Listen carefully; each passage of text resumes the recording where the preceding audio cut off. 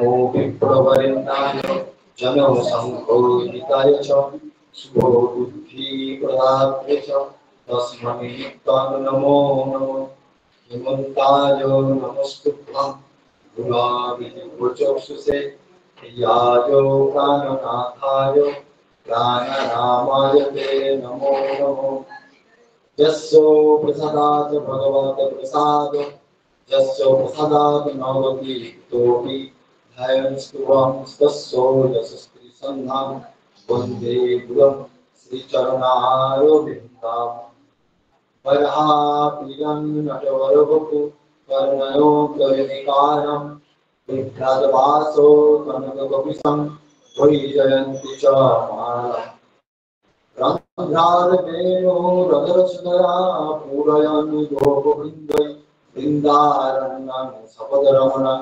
आविशायगीतवेदी अहो भोगिजं स्तनकालकूटं जिहांसया पाययत् अप्पसाद्धिदेवगतिं धात्रिचितां तदन्नां भङ्गवादयारुं शरणं व्रजेम बर्हापीडाभिरामं मृगमदतिलकं कुण्डलाक्रान्तकण्ठं पञ्चाक्षं कम्बुकण्ठं स्मितस्वगमोहं साधरेण स्ववेणुं श्यामं शान्तं रविकरवसनं भूषितं वैजयन्तां वन्दे वृन्दावनस्थं युगतिशतोदितं ब्रह्मगोपालकृष्णं वन्दे वृन्दावनो गुरुकृष्ण कमललोचनं वन्दे वृन्दावनगुरुं कृष्णकमललोचनं पीताम्बरो घनश्यामो घोरमराधिपुष्टं श्रीरामदाम सुभगस्तोम कृष्णार्जुनाभृतं गोपीमण्डलमुद्धस्तं श्रीराधिका प्राणवल्लभम् वाणी गुणानुपथमे प्रवणो कथयां हस्तौ च कर्मसु मौनं तव पादयो स्मृतां श्रीरतमनिवासगतो प्रणामे दृष्टि सतां दर्शनेस्तु वन्दे अमृतकमलं श्रीगुरुं वैष्णवांश्च श्रीरूपं सद्गुजातं सर्वगुणरूपमाकान्वितं तं सजीवम् अद्वैतं समभूतं परिजनसहितं देवं श्रीराधा कृष्णपदान् सौगणललिता श्रीवितकान्तांश्च श्रीरूपसनातन भट्ट रघुनाथ श्रीगोपाल भट्ट दास रघुनाथ এই চাইব যাহা জয়ী ফলসরসু সত্যবতী হৃদয়ানন্দ ব্যাসম যস্য কমলগণিতম পাঠময় অমৃতম জগৎ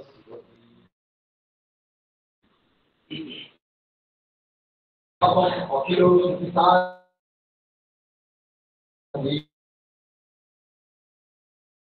করুণায়াবসংসারিণাম পুরাণগুচ্ছম व्यासशृणु मुकुयामि गुरुं मुनीनां भज गुरुदेव राधेश्याम जप हरे कृष्ण हरे राम भज गुरुदेव राधेश्याम जप हरे कृष्ण हरे राम भज गुरुदेव राधेश्याम जप हरे कृष्ण हरे राम पंचाकल्पतरुभ्यश्च कृपासिन्धुभ्यो एव च पतितानां वैष्णवेभ्यो नमो नमः Ram Radhe Ram Ram Ram Radhe Radhe Krishna Radhe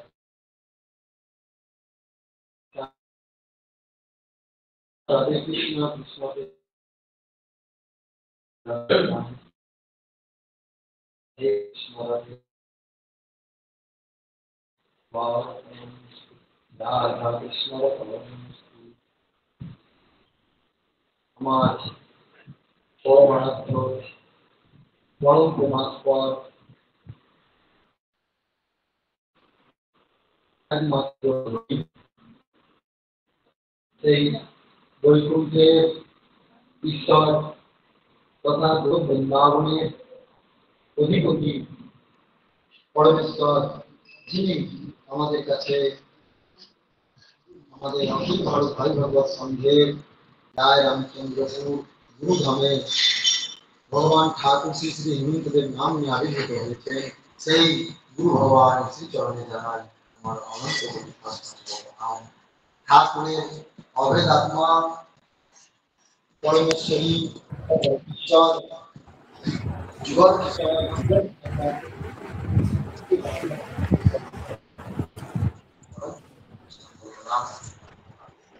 ঠাকুরের অভেদ আত্মা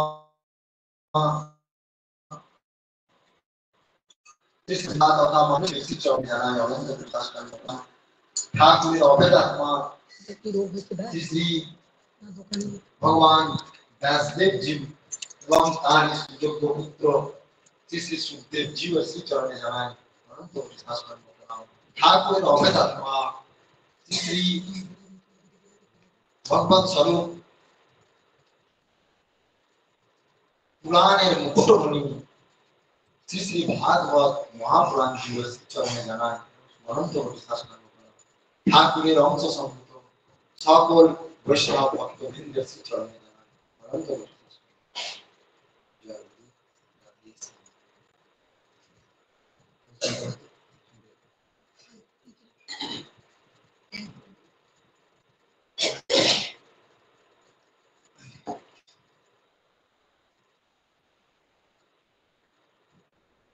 আমাদের আজকের অখিল ভারত ভাই ভাগবত সংঘের এক মর্মান্তিক বিরহের দিন। আজকের উৎসবটি আমাদের আনন্দের উৎসব নয়, সেই জন্য আমাদের এখানে সমস্ত ভক্তদেরকে নির্দেশ দেওয়া আছে যে আমাদের এই ললিতা সপ্তমী থেকে শুরু করে আমাদের এই ভাগবত সাপ্তাহিকী শেষ দিন পর্যন্ত এই যে আমাদের এখন উৎসব চলছে মা রাধারানীর নবমঙ্গলা, সেই যতগুলি উৎসব আমাদের পালিত হচ্ছে প্রত্যেকটি উৎসবই আমাদের বিরহ উৎসব। দেখুন, বিরহ কথাটির অর্থ হচ্ছে বিশেষভাবে রত, অর্থাৎ ভগবানের প্রতি বিশেষভাবে রত, ভগবানকে আঁকড়ে ধরার জন্য চেষ্টা, ভগবানকে হারাই হারাই ভাব, ভগবানকে পাচ্ছি না, এই সকল বিভিন্ন উপসর্গের মাধ্যমে বোঝানো হয়েছে বিরহ কথা। আমাদেরও তা ব্যতিক্রম নয়। আমাদের গুরু ভগবান আজকের দিনটাতে তিনি অন্তর্ধ্যান, অন্তর্ধ্যান মানে চলে যাওয়া নয়, অন্তর্ধ্যান মানে দেহ বা তার অস্তিত্ব নাশ হওয়া নয়। অন্তর্ধ্যান মানে তিনি লুকিয়ে আছেন। তাহলে বিরহ কিসের? না আমরা পূর্বের মতো সেই স্থূল দেহ যেহেতু পাচ্ছি না, সেই জন্য বিরহ। না, এই বিরহ জেগেছিল আজ থেকে ৫,৫০০ বছর পূর্বে গোপীদের। আপনারা সকলেই জানেন রাসমণ্ডল থেকে যখন মা রাধারানীকে ভগবান কৃষ্ণ পৃথক ভাবে সরিয়ে নিয়ে গেলেন, অর্থাৎ ১০০ কোটি গোপীদের মধ্যে থেকে রাধারানীকে একাকী নিয়ে চলে গেলেন, তখন সেই গোপীদের কি বিরহ হয়েছিল তার জন্য একটা বিষয় আছে,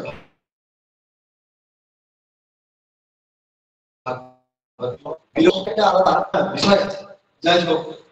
এবং সেটা এই অভাব যারা বুঝতে পারছেন তারাই কি অনুভব করতে পারবেন সেই বিরহের কি জ্বালা। হ্যাঁ, তা শুধু কি গোপীরাই সেটা ভোগ করেছিল, আমাদের পরমেশ্বরী মা রাধারানীও ভোগ করেছিল।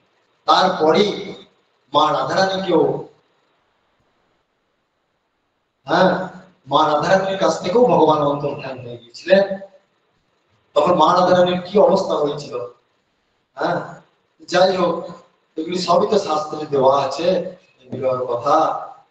তা তাই বলে তিনি তো অন্তর্ধান হয়ে গেছিলেন, তাই বলে তিনি যে চলে গেছেন একবার তা তো নয়।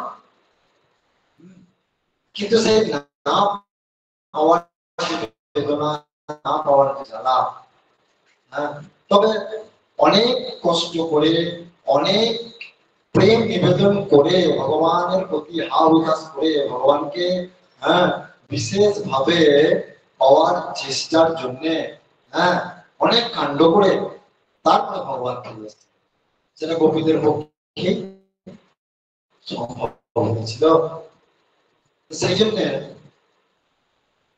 দেখুন আজকেও ভগবানের এই যে বিরহ লীলা, আজ আমাদের গুরু গোবিন্দ, গুরু ভগবান যে এই যে লীলাটি এটাও তার একটা মানুষকে শিক্ষা দেওয়ার জন্য। এই জগৎকে, জগতের একটি নিয়ম আছে, তো সেই জগতের নিয়মের বাইরে ভগবানও কাজ করেন না। সেই জন্য এটি একটি নতুন নতুন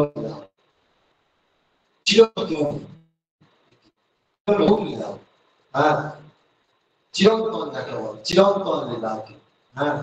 তাই বলে এটি নয় যে তিনি নাশ করেছেন, তিনি সর্বদাই রয়েছেন। দেখুন আশ্চর্যের বিষয়, আজ আমাদের এই যে ভাগবত, আজকের ভাগবত, বিশেষ করে আমাদের ভাগবত তো দুই প্রকারের বলা আছে। ভাগবত গল্পটা দুই প্রকার, গ্রন্থ ভাগবত আর ভক্ত ভাগবত।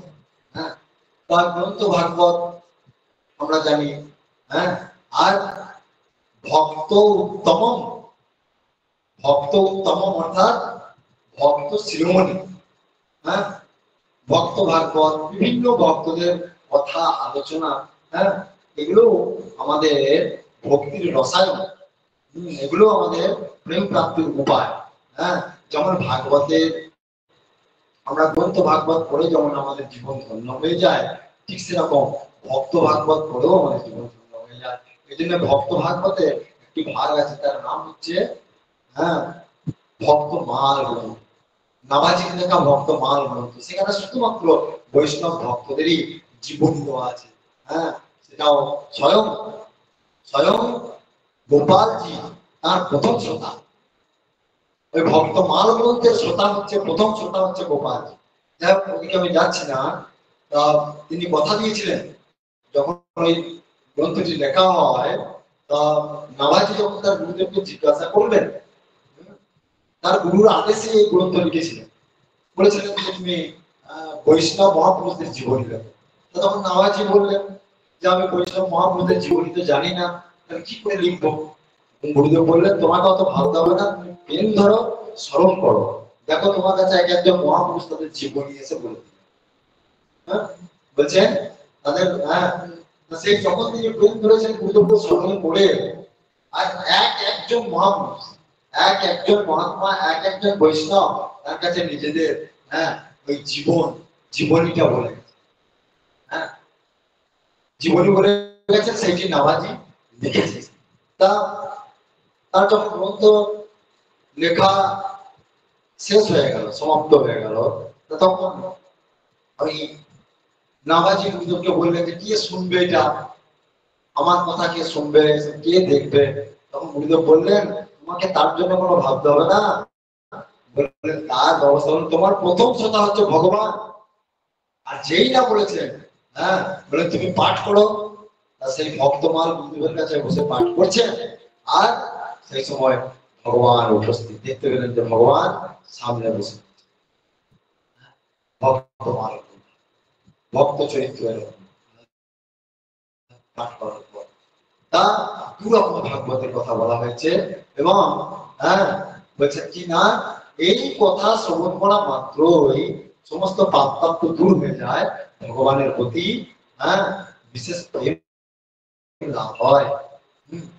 সেই জন্য ভক্তদের কথা যদি হয়, তাহলে ভগবান নিজে যখন ভক্ত রূপে আসেন, ভক্ত রূপে লীলা করেন, তার কথা না জানি কত আরো কত মহিমা মণ্ডিত হয়। চিন্তা করুন। সেই আজ আমরা সেই উত্তম ভাগবত সাক্ষাৎ ভগবান যিনি ভক্ত রূপে গুরু রূপে আমাদের কাছে এসেছেন, এই ঠাকুরের জীবনী আমরা আলোচনা করব আজকে। তারপরে আমরা ভাগবতের গ্রন্থ ভাগবতের অল্প আমরা একটু পাঠ করে আজকে বিশ্রাম করব। তা আজকে প্রথমত বলি যে আমাদের এই যে ভাগবত সাপ্তাহিকী আজকে দিনে সুখদেব গোস্বামী কাকে শুনিয়েছিলেন? পরীক্ষিত মহারাজকে শুনিয়েছে আজকের দিনে।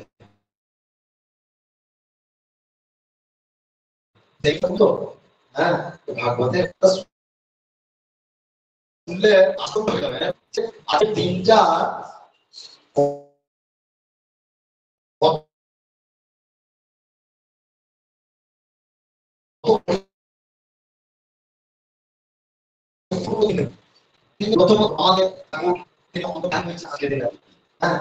আপনারা শুনলে অবাক হয়ে যাবেন। আমাদের সুদর্শন চক্রবর্তী আচার্য যার আদর্শে আমরা চলছি, আমাদের গুরু ভগবান যে যার আদর্শ আমাদেরকে ধরিয়েছে, সেই নিম্বার ভগবানের আজকে দিনটা হচ্ছে শুভ দীক্ষা, শুভ দীক্ষার দিন। আজকে দেখুন আমাদের গুরুদেব কোন দিনটি বেঁচেছেন, আজকে তিনি যে অন্তর্ধান হয়েছেন কোন দিনটি। আজকের দিনটি আমাদের পূর্বপুরুষ অর্থাৎ নিম্বার ভগবানের গুরুদেব নারদজি তার আজকের দিনটিতে গোপী ভাব প্রাপ্ত হয়েছে। আমাদের যে রত্ন যেগুলি রত্নরা আজকের দিনে রাজা অম্বরীশ, মানে ভাগবতে যার একটা উপাখ্যান আছে অম্বরীশ উপাখ্যান, যিনি 9টা ভক্তিকে একসঙ্গে যাজন করতেন, তিনি আজকের দিনে দেহত্যাগ করেছেন। আজকের দিনে যার নামে ভারতবর্ষ, যার নামে ভারতবর্ষ সেই ভরত ঋষি আজকের দিনে দেহত্যাগ করেছে। আজকের দিনে সুখদেব গোস্বামীজি, সুখদেব গোস্বামীজি যখন পরীক্ষিত মহারাজকে পাঠ করেছিলেন, বেশ কিছু যখন কাজ হয়ে যায়, ঠিক আজকের দিনে অন্য বছরে তো উল্লেখ নেই, আজকের দিনে তিনি দেহত্যাগ করেছেন সুখদেব গোস্বামী। তাহলে বুঝে দেখুন কতগুলি আমাদের শুভ দিন আজকের দিনটা রয়েছে। যাই হোক আরো কিছু কিছু আছে, আমার সেই মুহূর্তে খেয়াল করতে পারছি না। এরকম অনন্ত মহিমার দিন আজকে। আজকের দিনে আমাদের ভগবান ভাগবতের মধ্যে অবস্থান করছে। ভাগবতের মধ্যে ভেবে দেখুন, আমরা ঘরোয়া আলোচনা করছি আজকে যে দেখুন যে আমাদের ঠাকুর যদি রাধাষ্টমীর দিনে যদি অন্তর্ধান হতেন, তাহলে দেখুন আমাদের কত অসুবিধা হতো। কারণ রাধারানী ভাবেই তো তিনি ভাবিত, সেই জন্য তিনি এমন ব্যবস্থা করলেন যে রাধারানী সময় ঠিকও নিয়েছেন, রাধারানী ঠিকও নিয়েছেন, আবার ভাগবতের সময় ঠিকও নিয়েছেন। চিন্তা করে দেবেন। এই যে আমাদের নবমঙ্গলা চলছে, মানে কতগুলো জিনিস লুকিয়ে, মানে এখানে কতগুলি জিনিস ঢুকে আছে একসঙ্গে। মানে আমাদের ঘরোয়া আলোচনা, এগুলো হচ্ছে আমাদের ঘরোয়া কথাবার্তা, আমাদের আজকে একটু অন্যভাবে আমি আমাদের কাছে পেশ করতে চাইছি কথাগুলো। আজকে দিনটা আমাদের নবমঙ্গলা চলছে, আজকে আমাদের দ্বিতীয় দিন শুরু। নবমঙ্গলের দিনটাকে আলোচনা করার চেষ্টা করবো। আজকে আমি বলছি যে এই নবমঙ্গলার দিনে 9 জন, প্রত্যেকটি মা রাধারানীর রূপ এক একটা সখীর জন্মদিন হিসাবে আমাদের পালন করা হচ্ছে, এক একটা সখীর জন্মদিন হিসাবে আমাদের পালন করা হচ্ছে। তা দেখুন সেই প্রত্যেকটা দিন কার নামে? মা রাধা রানীর নবমঙ্গলা। কথাটা খেয়াল রাখবেন, প্রত্যেকটা গোপীদের নামে কিন্তু নয়। ললিতা সপ্তমী থেকে শুরু করে, হ্যাঁ, 9 দিন পর্যন্ত, অর্থাৎ যেদিন ভাগবত বিশ্রাম দেবে, এরকম করে একটা দিন কি রাধা রানীর নবমঙ্গলা। তাহলে দেখুন তিনি কিন্তু রাধা অষ্টমীর দিনটি অন্তর্ধান না হয়ে তিনি তার পরের দিনটি, যাতে যে তার সমস্ত ভক্তবৃন্দ তার উৎসবে সামিল হতে পারে, সবাই মিলে। এদিকে রাধানী উৎসবেও যেন সবাই যোগদান করতে পারে, এদিকে ওনার উৎসবে যারা যোগদান করতে পারে, এটা আপনার একটি ভাব। দেখুন তাই এই যে উনি তো সাক্ষাৎ রাধারানী বা সাক্ষাৎ কৃষ্ণ, তা উনার যে রূপটা, উনার যে স্বরূপটা দেখুন তিনটে ভাগে ভাগ হয়েছে। এক অপূর্ব, মানে একটা অপূর্ব লীলা বলতে পারে, অপূর্ব লীলা। সেটা একমাত্র আমাদের নিম্বার ভগবান, হ্যাঁ, এই যে ভগবানের তিনটি রূপকে এমন ভাবে তুলে ধরেছে যেটা অতি অতি গোপনীয়। যদি বলেন কিরকম, মানে এটা অনুভবযোগ্য, অনুভব করতে হবে। অনুভব না করলে এই জিনিস বোঝা যায় না। কৃপায় অনুভব করলে দেখবেন বড় প্রমাণ কি নিম্বার ভগবান দিয়ে দিয়েছেন আমাদের, বড় প্রমাণ, যেটি আমাদের গুরুদেব যে শ্লোকটি বলতেন কিনা, রাধা কৃষ্ণ স্বরূপাং বই কৃষ্ণ রাধা স্বরূপিণা। তার মানে কি? রাধা কৃষ্ণ স্বরূপাং বই কৃষ্ণ রাধা, মানে রাধাই হচ্ছে কৃষ্ণের আর কৃষ্ণ হচ্ছে রাধা, তাই তো? হ্যাঁ, রাধারানী হচ্ছে কৃষ্ণ স্বরূপা, স্বরূপিণী, হ্যাঁ, আর হচ্ছে রাধা স্বরূপ।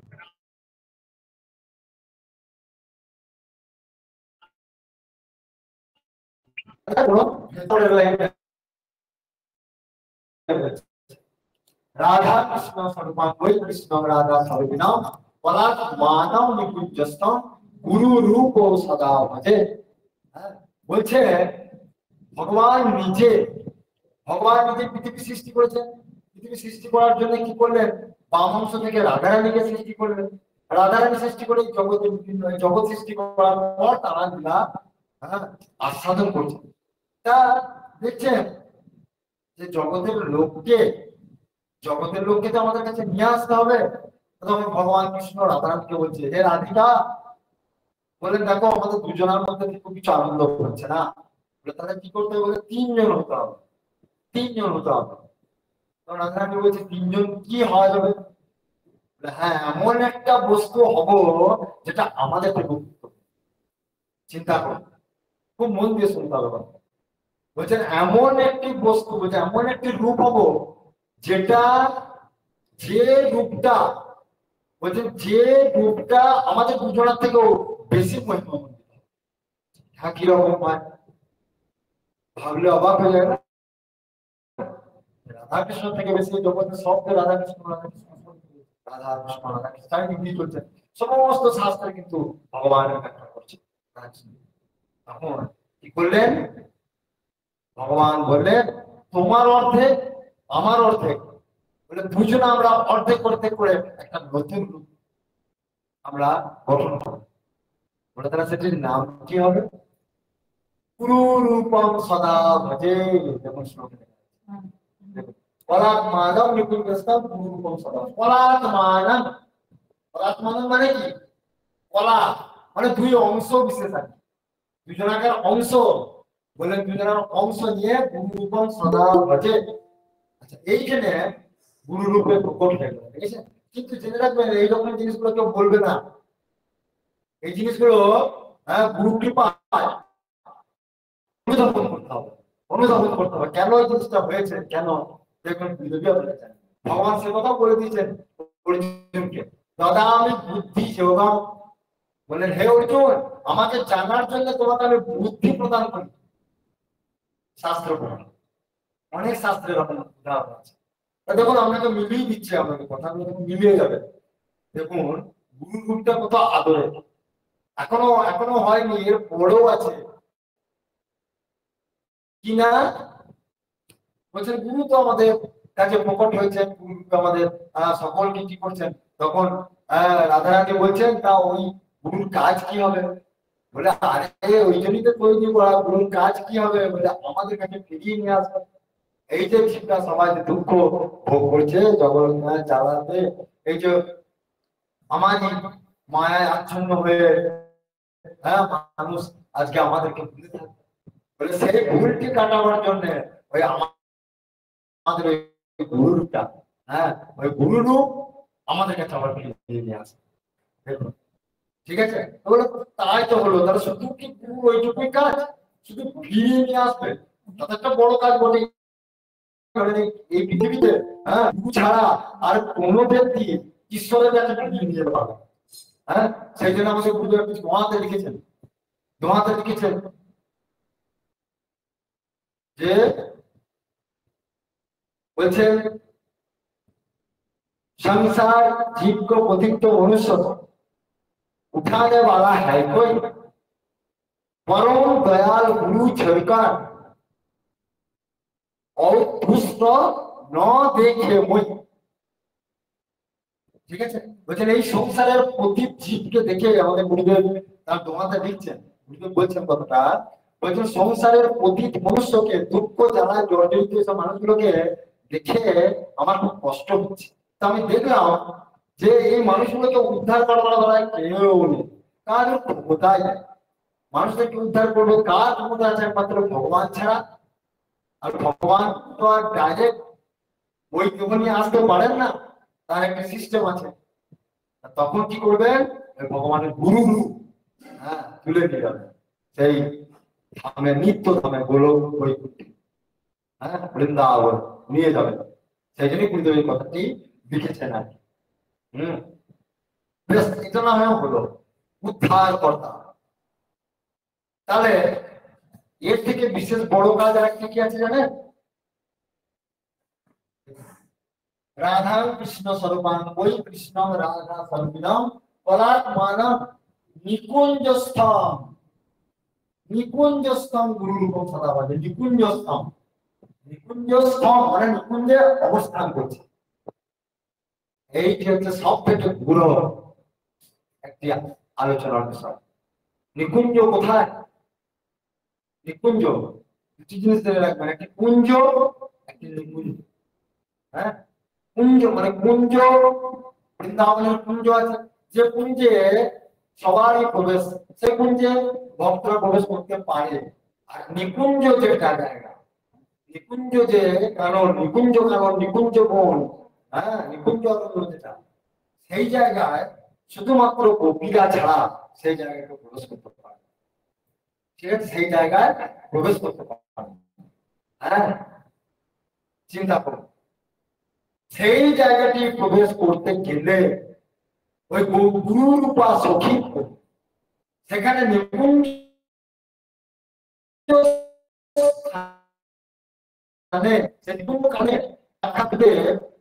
বিরাজ করছে, গোপী রূপে সেখানে বিরাজ করছে।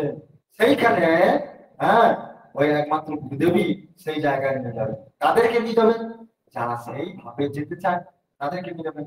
আর যারা সেইভাবে যেতে চায় না, তারা অন্যান্য জায়গায় যাবে, কেউ বৈকুণ্ঠে যাবে, কেউ ব্লকে যাবে, কেউ বৃন্দাবনে যাবে, নিজে নিজে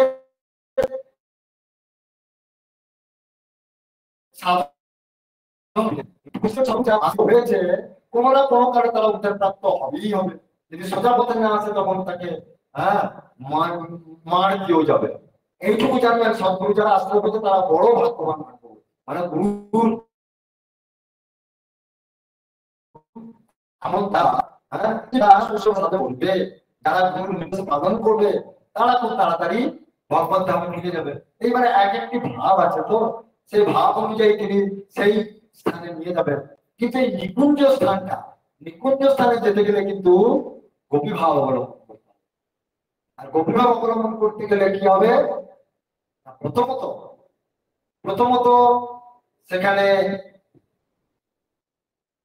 বলা হচ্ছে গোপী ভাব, গো পি অর্থাৎ সমস্ত ইন্দ্রিয় দিয়ে হ্যাঁ সে ভগবানের মধুর রস পান করাকে বলা হচ্ছে গোপী। তো সেইটি সেটি একমাত্র গোপী দেব ছাড়া সম্ভব নয়।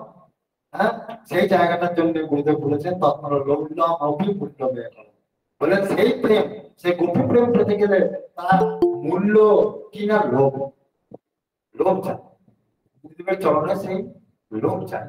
তো সেইটি যাই হোক, এখন সেই জায়গাটি দিতে পারেন একমাত্র সেই জায়গাটি দিতে পারেন। হ্যাঁ যদি বলেন তার প্রমাণ কোথায়, গুরুদেব আমাদের লিখেছিল কোথায়, রাধা ভক্তি দিতে আর কেউ নাই, আচ্ছা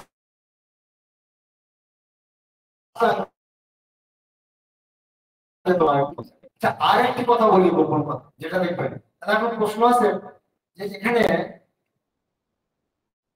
একটি কথা জানতে হবে যে দেখুন এই নিকুঞ্জ কারণে কিন্তু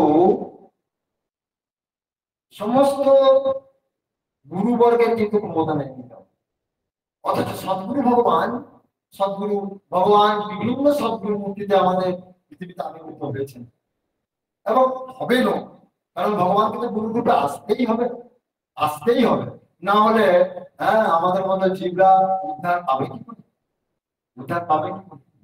সেই জন্য দেখুন সেই ভগবানকে তো বিভিন্ন গুরু রূপে আসতেই হয়, কিন্তু ভগবানের যে গুরু রূপটি গোপী ভাবান্বিত, যে গুরু রূপটি গোপী ভাবে সিদ্ধ, সেই গুরু রূপটি কিন্তু ওই নিকুঞ্জ স্থানে নিতে হবে।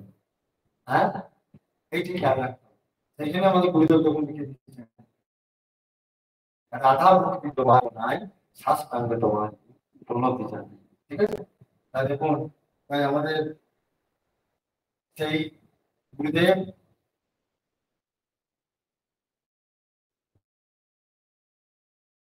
আমাদের জন্য, আমাদের সমস্ত ভক্তবৃন্দের জন্য কি করেছেন, খুব সহজ পথ দেখিয়েছেন। হরের নাম হরের নাম হরের নাম বলো নাস্তে বনাস্তে বনাস্তে ভগবতীর অন্যথা। এই কলিযুগে হরিনাম ছাড়া গতি নাই, গতি নাই, গতি নাই।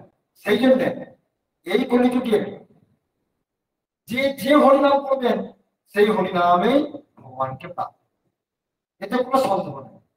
কারণ নাম নামিন অভেদাত্মা, নাম নামিন, নাম আর নামই হচ্ছে অভেদা। যে কোনো নাম, সমস্ত নামেতেই তিনি শক্তি দিয়ে রেখেছেন। হ্যাঁ সমস্ত নামে বহু প্রকারের নাম আছে, প্রত্যেকটা নামে তিনি শক্তি দিয়ে রেখেছেন, কিন্তু সব নামগুলিতে নিকুঞ্জের প্রেম রাসস্থলীতে পৌঁছানো যাবে। যদি বলেন কি হবে, তার একটু উদাহরণ দিই। যেমন আপনি নারায়ণ নাম করলে অবশ্যই আপনি বৈকুণ্ঠ পাবেন, কিন্তু নারায়ণ নাম করলে আপনি গোলকে যেতে পারবেন। শুনতে খারাপ লাগবে কিন্তু এটা সত্যি। নারায়ণ নাম করলে আপনি বৈকুণ্ঠে যাবেন, নারায়ণ নাম করলে আপনি রাসস্থলীতে যেতে পারবেন। শিব নাম করলে শিবলোকে যাবেন, শিব নাম করলে আপনি গোলকে যেতে পারবেন।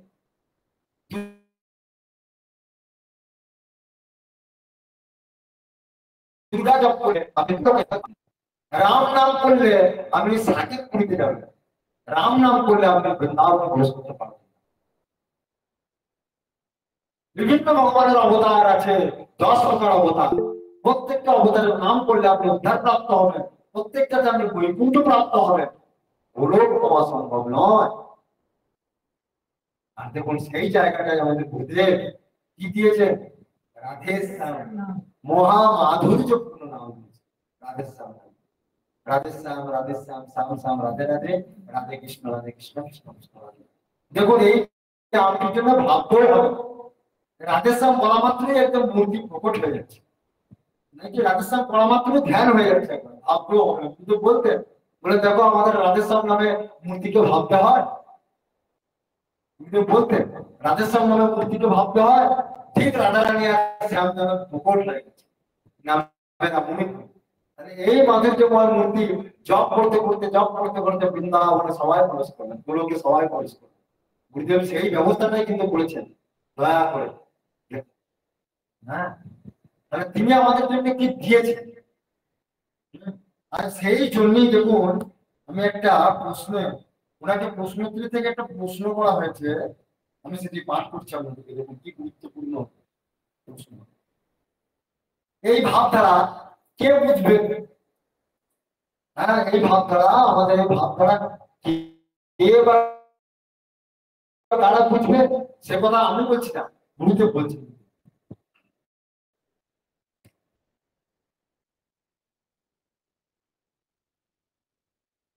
দেখুন কি বলছেন, বলছেন সার্বিক উন্নতির জন্য ভারতে এই মুহূর্তে কি করা কর্তব্য।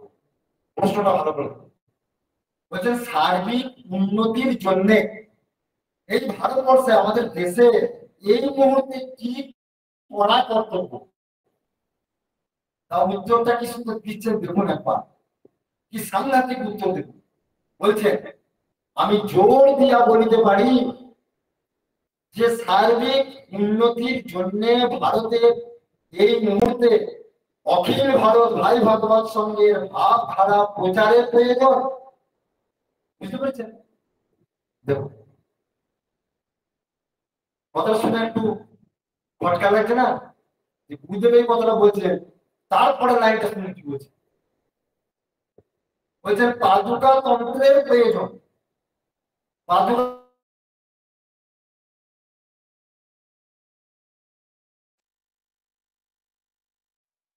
তন্ত্র মানে কি?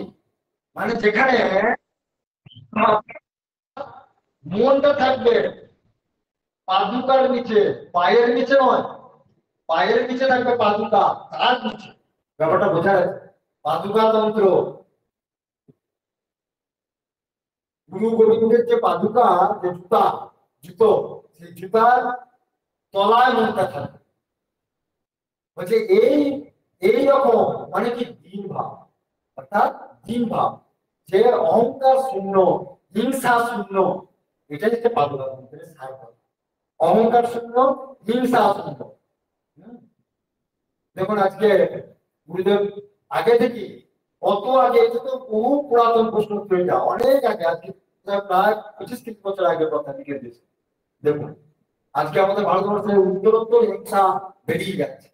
কোনো খুনি, আজকে কোনো মানুষ ঠিকঠাক সুরক্ষিত নয়, ছেলে মেয়েরা বাইরে যাবে কেউ সুরক্ষিত নয়, কোনো প্রশাসনও ঠিক নাই, রক্ষকই ভক্ষক হয়ে যাচ্ছে। তাই যখন গুরুদেব আগেই আমাদের ভবিষ্যৎ বাণী করে দিয়েছে, তাই বলছেন এই মুহূর্তে ভারতবর্ষে হ্যাঁ অখিল ভারত ভাই ভাগবত সঙ্গের ভাব ধারার প্রয়োজন।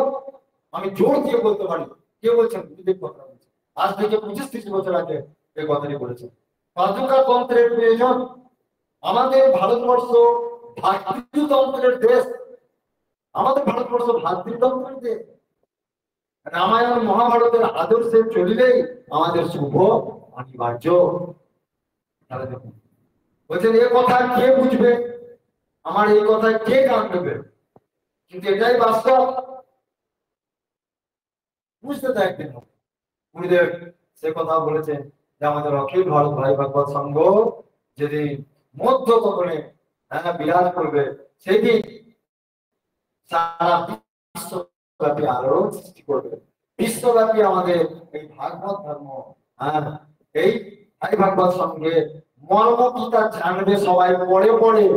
দেখবেন গুরুদেব লিখে দিয়েছেন তার গীত কবিতা, ভাগবত ভাই ভাগবত সঙ্গের মর্ম কি তা জানবে সবাই পড়ে পড়ে, বলে দিয়েছেন। আত্মপুরুষের বাণী, ভগবানের বাণী কখনো মিথ্যা হয় না। তার কিঞ্চিত আভাস সকলে পেয়ে যাচ্ছে, নিশ্চয়ই পেয়ে যাচ্ছে। যাই হোক, তা দেখুন তাহলে সেই জন্য আমাদের এই ভাবনা, এই যে আমাদের রাধেশ্যাম নাম দিয়েছেন, দেখুন এই জন্য গোটা জগৎবাসী উদ্দেশ্যে বলেছেন 1 মিনিট কাল রাধেশ্যাম নাম নেওয়া পড়ে। আর একটা প্রশ্ন উত্তরীতে, অন্য প্রশ্ন উত্তর বইতে পড়ছিলাম, সেখানে বলছে, তাকে প্রশ্ন করা হয়েছে যে আপনি এই পৃথিবীতে আপনার ভক্তদের জন্য এসেছেন, শিষ্য ভক্তদের জন্য? তখন গুরুদেব বলছেন, বলে ভক্তদের জন্য তো আমার আশা বটেই, তাছাড়া ভক্ত বলতে কি বোঝায়? শুধু কি শিষ্যদের জন্যই? বলে শিষ্যদের জন্য তো আমি আছি, শুধু তাই নয়, বলে আমি সমস্ত জীবদের জন্য, পৃথিবীতে যত জীব আছে সকলের জন্যই আমার আসা। প্রশ্ন তুলে দিয়েছে, বলে তোমার সান্নিধ্য তো চাই, এই সান্নিধ্যে আসতে হবে, সান্নিধ্যে আসতে হবে, এটা বলেছে। তাই দেখুন আশ্চর্য ব্যাপার যে ভগবান কৃষ্ণ যখন বলেছিলেন কপিদেরকে যে আমি বৃন্দাবন ছেড়ে কোথাও যাব না, বৃন্দাবন পরিত্যাজ্য পুত্র কদাপি ন গচ্ছতি, বললেন হে গোপীগণ এই বৃন্দাবন ছেড়ে, এই তোমাদের ছেড়ে আমি কোথাও যাব না। সেখানে ভগবান বৃন্দাবন ছেড়ে কোথাও যান নাই, কোথাও যান নাই, বৃন্দাবন ছেড়ে গেছে কি তার অংশ গেছে, কিন্তু আমরা আলোচনা করেছি।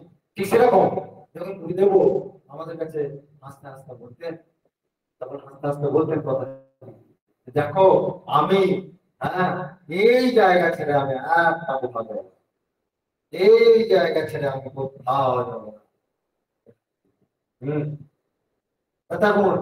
আমরা তখন বলতাম তাহলে আপনার ভক্তদের কি হবে, তখন কিন্তু বলছেন যে বৃন্দাবনের কৃষ্ণ কি বলেছেন দেখেছো, বৃন্দাবন ছেড়ে আমি কোথাও যাবো না, আমার এই আশ্রম ছেড়ে আমি কোথাও যাবো।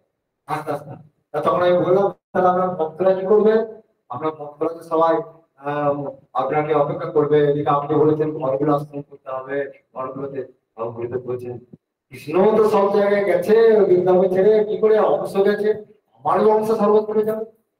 আস্তে আস্তে কথা কিন্তু বলছে, চিন্তা করে আমারও অংশ সর্বত্র যাবে।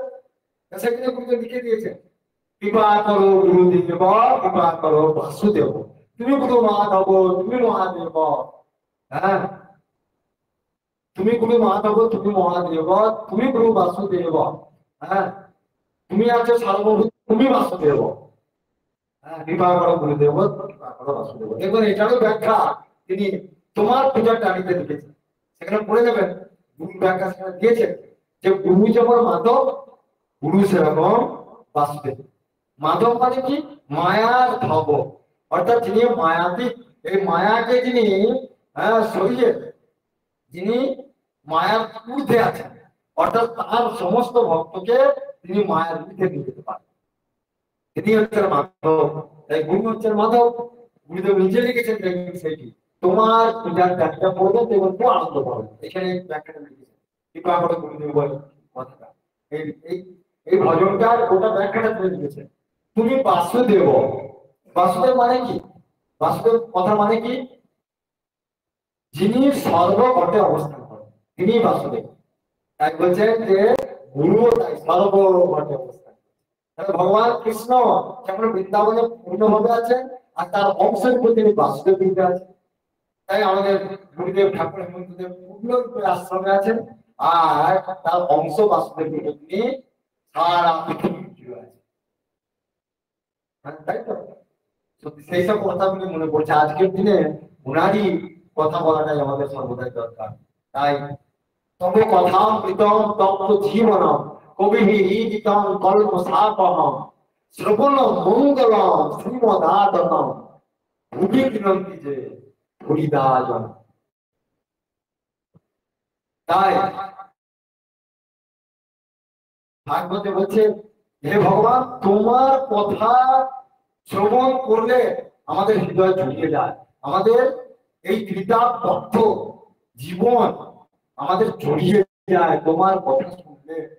হ্যাঁ সেই জন্য তোমার কথা বারবার পালন করতে ইচ্ছা হয়, বারবার পালন করতে ইচ্ছা হয়, বারবার শুনতে ইচ্ছা হয়, এই কথা শোনা কি আনন্দ দেবে। হ্যাঁ তাই বলছে আর কি হয় জ্বালা তো দূর হয়, আবার তোমাদের প্রেম যাকে শুধু পাপ তাপ দূর হয় না, জ্বালা দূর হয়, কি তাপ জ্বালা দূর হয়, পাপ তাপ দূর হয়, আর তার সঙ্গে কি হয় না প্রেম, প্রেম লাভ হয়, গুরুর প্রতি প্রেম লাভ হয়, গরিবদের প্রতি প্রেম লাভ হয়। হ্যাঁ সেই কথা হচ্ছে। আর হচ্ছে এই কথা যারা দান করে তারা ভূমিদাতা, তাদেরকে ভূমিদাতা বলা হয়, বলে তাদের উপর শ্রেষ্ঠ দাতা কেউ নাই। সেই জন্য গুরুর কথা যত্রতত্র বলতে হয়, ভগবানের কথা যত্রতত্র বলতে হয়। হ্যাঁ, সেই কথা সুখদেব গোস্বামী পরীক্ষিত মহারাজকে বলছে। হ্যাঁ, যারা গুরু গোবিন্দের কথা ধ্যান করে তারা ভুলি দাতা, সেই শ্লোক থেকে সেই কথাই বলছে। সেই জন্য যখন গুরুদেব বলছে যে আমার ভক্তদের সকলের কাছে আমার এই এই প্রশ্নটা আমি দেখুন আরেকটি প্রশ্ন মনে পড়ে গেল, এখানে যদি পেয়ে যায় আমরা একটু শোনাচ্ছি।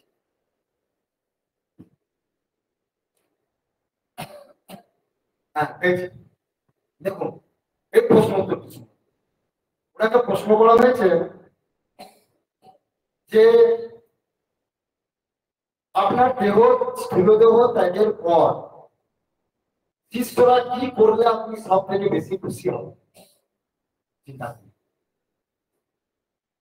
প্রশ্নগুলো তৈরি করছেন, দারুণ প্রশ্ন করছেন। যাই হোক, দেখুন এগুলোতে মানুষ আজকে কত ফল পাবে সবাই। বলছে যে আপনার স্থূল দেহ ত্যাগের পর কি কাজ করলে আপনি বেশি খুশি হবেন? আর তার পূর্বে একটা কথা বলি, তিনি একটা জায়গাতে একটা প্রশ্ন আছে, সেটা আর একটা বিশ্ব সংবাদে আছে, সেখানে বলছেন যে না, এখানেই আছে, যদি পেয়ে যায় আমি পড়ে শোনাচ্ছি। এইটাকে বলিনি। বলছেন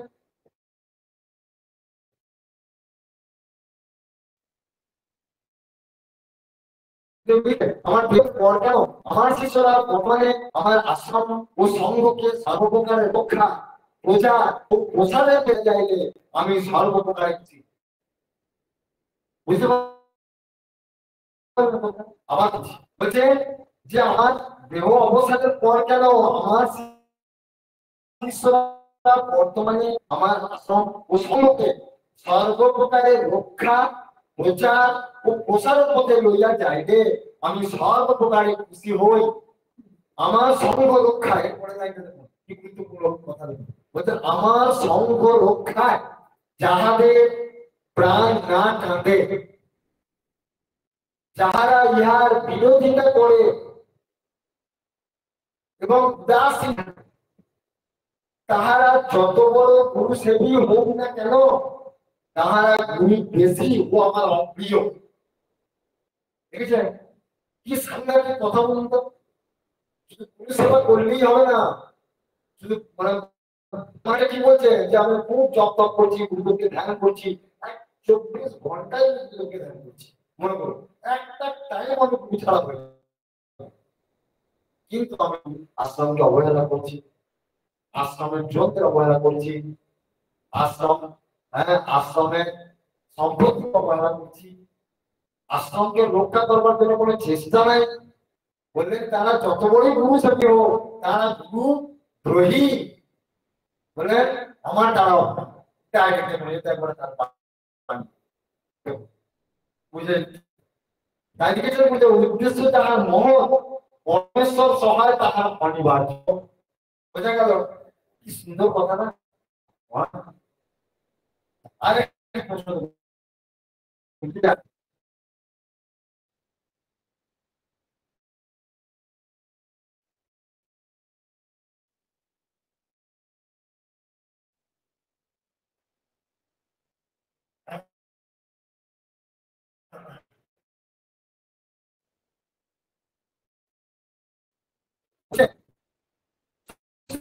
আপনার কাছে শোনা প্রিয়, কি আপনার কাছে শোনা প্রিয়? দেখুন খুব ভালোভাবে শুনবেন, বলছেন সম সত্তা সব কিছু মানে সমান ও প্রিয়, কেউ বেশিও নয় কেউ কম, সম সত্তা ভিত্তি। সম সত্তা ভিত্তিটা কি দেখুন পরে বলছি। বলছে কিন্তু এই প্রিয়তার কোনো দাম আছে কি? আমার প্রিয়তা যাহারা বোঝে, উপলব্ধি করে ও গ্রহণ করিবার সচেষ্ট হয়, তাহাদের নিকটই আমার প্রিয়তা আস্বাদ্য হয়।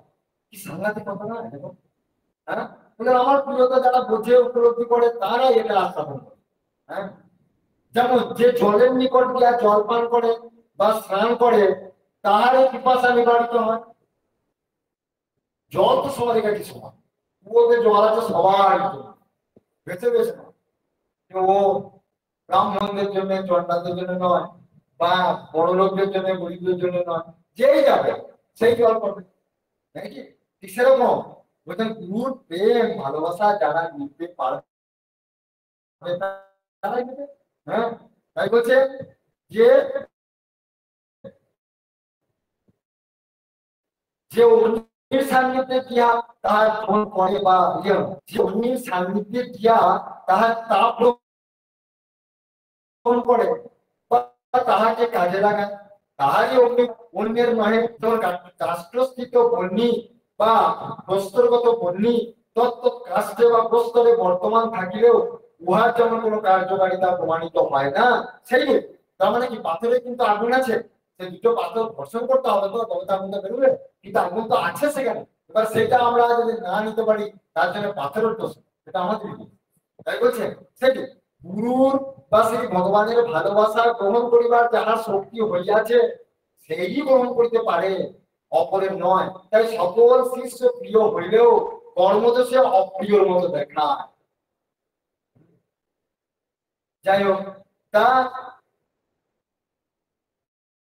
এই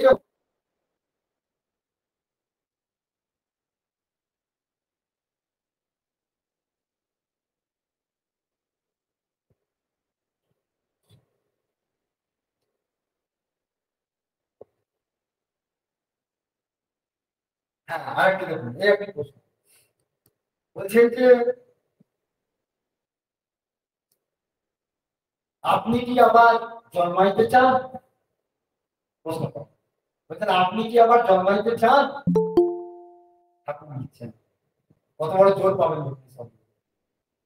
বলছেন আমার শিষ্য ভক্তরা যতদিন না ভাগবতী চেতনায় কৃতার্থ হন ততদিন আমাকে জন্মাইতেই হইবে। সদ্গুরু রূপে আমাকে একবার কেন 60 বার জন্মাইতে হবে।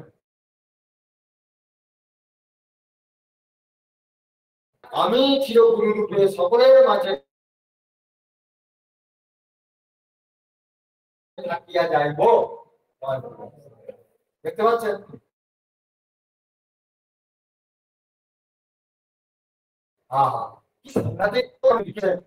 ভাগবত আমাদের জন্য শ্রেষ্ঠ কিনা,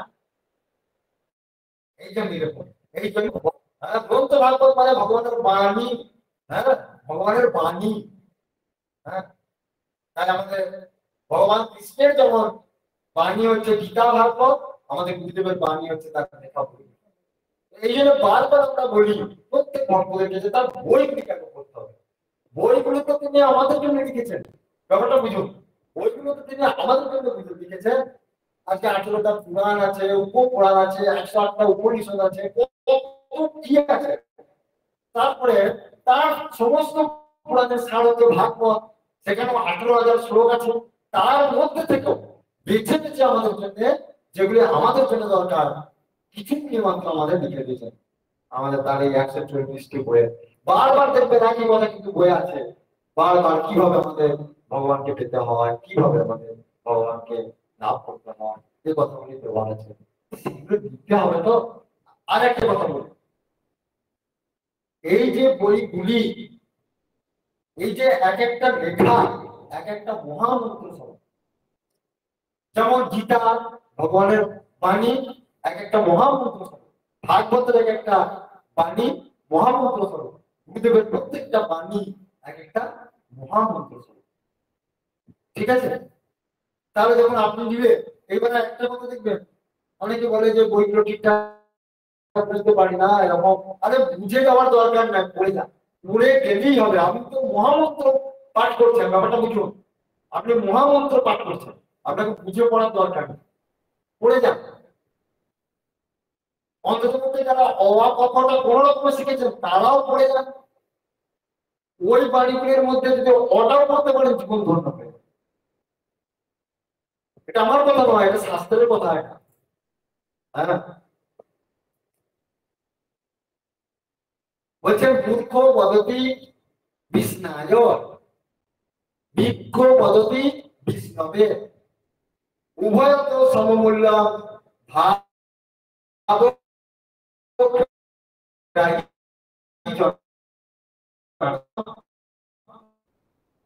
বলে যে ভাব ঠিক থাকে, যদি ভাব ঠিক থাকে তাহলে একজন বিজ্ঞ, একজন পণ্ডিত ব্যক্তি, একজন জ্ঞানী ব্যক্তি ভগবান বিষ্ণু নারায়ণের পুজো করছে বিষ্ণবে নব। বুঝতে পারছেন? বিষ্ণুকে পুজো করতে হয় বিষ্ণবে নব। এটি হচ্ছে শাস্ত্রগত ভাবে ব্যাকরণগত ভাবে ভগবানের পূজার নিয়ম। এখন যারা অশিক্ষিত, যারা পড়াশোনা জানে না, কিছু জানে না, তারা এখন শুনে নিচ্ছে কি ওই পুরোহিতের কাছে শুনেছে যখন গোবিন্দকে পুজো করতে কি বলা হয়, গোবিন্দায় নমঃ, কৃষ্ণায় নমঃ, রাধারমণায় নমঃ, বাসুদেবায় নমঃ, এরকম শুনে নিয়েছে তো। এবার সে এখন ওই বিষ্ণুকে যখন পুজো করছে তখন কি করছে, কৃষ্ণায় নমঃ বলছে, কিন্তু এটি শাস্ত্রগত ভাবে এটি ভুল, ব্যাকরণগত ভাবে এটি ভুল। কিন্তু শুদ্ধ ভক্ত যদি ভাবের সহিত যদি পূজা করে বলে তাহলে সেটা এইখানে বৈষ্ণব ধর্ম প্রাধান্য। এইখানে বৈষ্ণব ধর্ম এতটাই গুরুত্ব।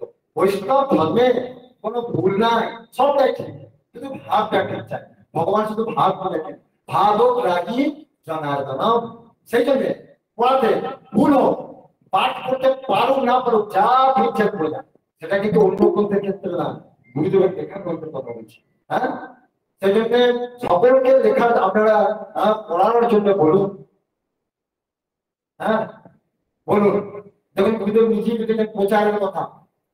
প্রচারের কথা কেন, কেন প্রচার? না, একটি বিশেষ কথা হচ্ছে যে আমরা সকলেই, এই আমরা যতজনা রয়েছি আজ আমাদের ভার্চুয়াল সঙ্গতি বলুন আর আমাদের আশ্রমে বলুন, এই যতগুলো ভক্ত আমরা অবস্থান, আমরা এই ভাগবতী কথা শ্রবণ করছি, গুরু কথা শ্রবণ করছি, তাদের সকলের উদ্দেশ্যেই বলা যে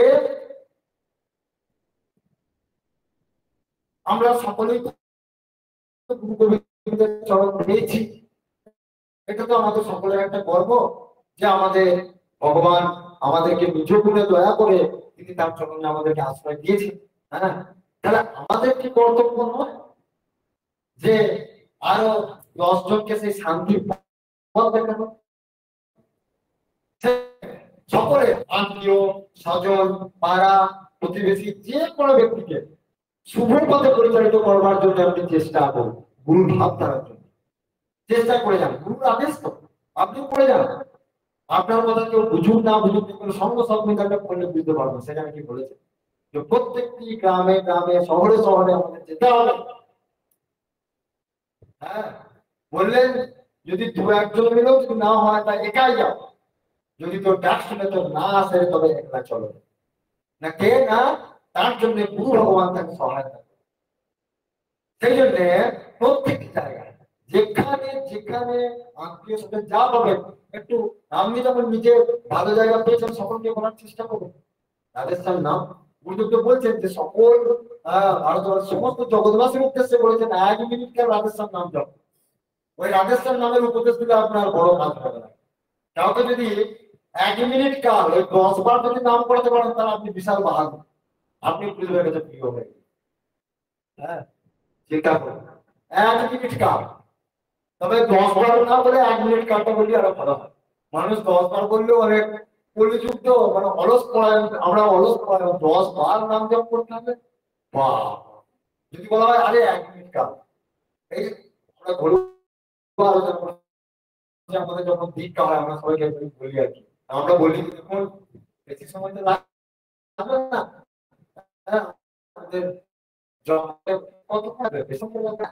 110 বার জপ করতে কতক্ষণ লাগবে? 110 বার তো যখনই শোনে 110 বার করতে হবে। 110 বার যখনই বলা হয় 4 থেকে 5 মিনিট সময় লাগবে, কি হয়ে যাবে? 4 থেকে 5 মিনিট, 5 মিনিট সময় লাগবে প্রতি মানুষের। সেই জন্য কায়দা করে বলে উঠতে হবে যে এক বছর গুরুদেব যখন বাড়িতে লিখেছে, হ্যাঁ, সমস্ত জগৎ উদ্দেশ্যে বললেন, জগৎ বিশ্বের মা বাবার উদ্দেশ্যে সকলকে বলছি, আপনারা যদি সুখ পেতে চান আর 1 মিনিট কাল রাধেশ্যাম জপ, আর 1 মিনিটে দেখুন 10 বার হয়ে যাচ্ছে। 1 মিনিট কাল করলে 10 বার, 10 বার নাম জপ করলেই 1 মিনিট।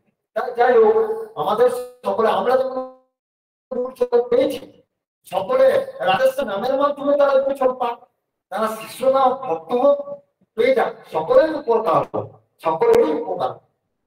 হ্যাঁ, এই জন্যই তো, এই জন্যই আমাদের পৃথিবীতে আসা, শুধু স্বার্থান্বেষী জীবন আমাদের নয়, কষ্ট করেও আমাদের জগতের সকলের সঙ্গে আমাদের, হ্যাঁ, কি বলছে, দুঃখের ভাগ নিতে হবে আমাদের। লিখেছেন না আমাদের, হ্যাঁ, দুঃখের করুণা না যাই হোক, এইভাবে আমাদের ভাবধারা ঠিক হবে, আজও কিন্তু খুশি হবে। হ্যাঁ, তা আজ আমাদের ঠাকুরের আমি একটুখানি ওই জীবনী ঠিক পাঠ করছি। হ্যাঁ, জীবনীটা আজকে আমাদের অনেকটা দেরি হয়ে গেল, কাল থেকে আরেকটু আশা করি আগে আমরা শুরু করার চেষ্টা করব। আজকে তো সারাদিনই আমাদের অনুষ্ঠান হয়েছে, তবু দেখুন ভক্ত ভক্তই থাকে। আজকে আমাদের এখানে মা বাবারা, আমি তো ভেবেছিলাম যে এখানে হয়তো কেউ আসবে না, আমাদের ভার্চুয়াল সঙ্গে মা বাবারা সব থাকবে আর আমাদের আশ্রমে যে কয়জন আছে থাকবে, এই কয়জনই পাঠ করতে হবে। কিন্তু দেখুন আজকে এসেছে তো সবাই কষ্ট করে, দেখুন সবাই কিছু হতে সবাই এসেছে, তো দেখুন তো সেই জন্য প্রথমত কথা সারা ভাগবতী কথা মাহাত্মটা একবার শুনুন কি বলছে। মাহাত্মটা শুনে আমরা বুঝবো জীবনীটা একটু পাঠ করবো।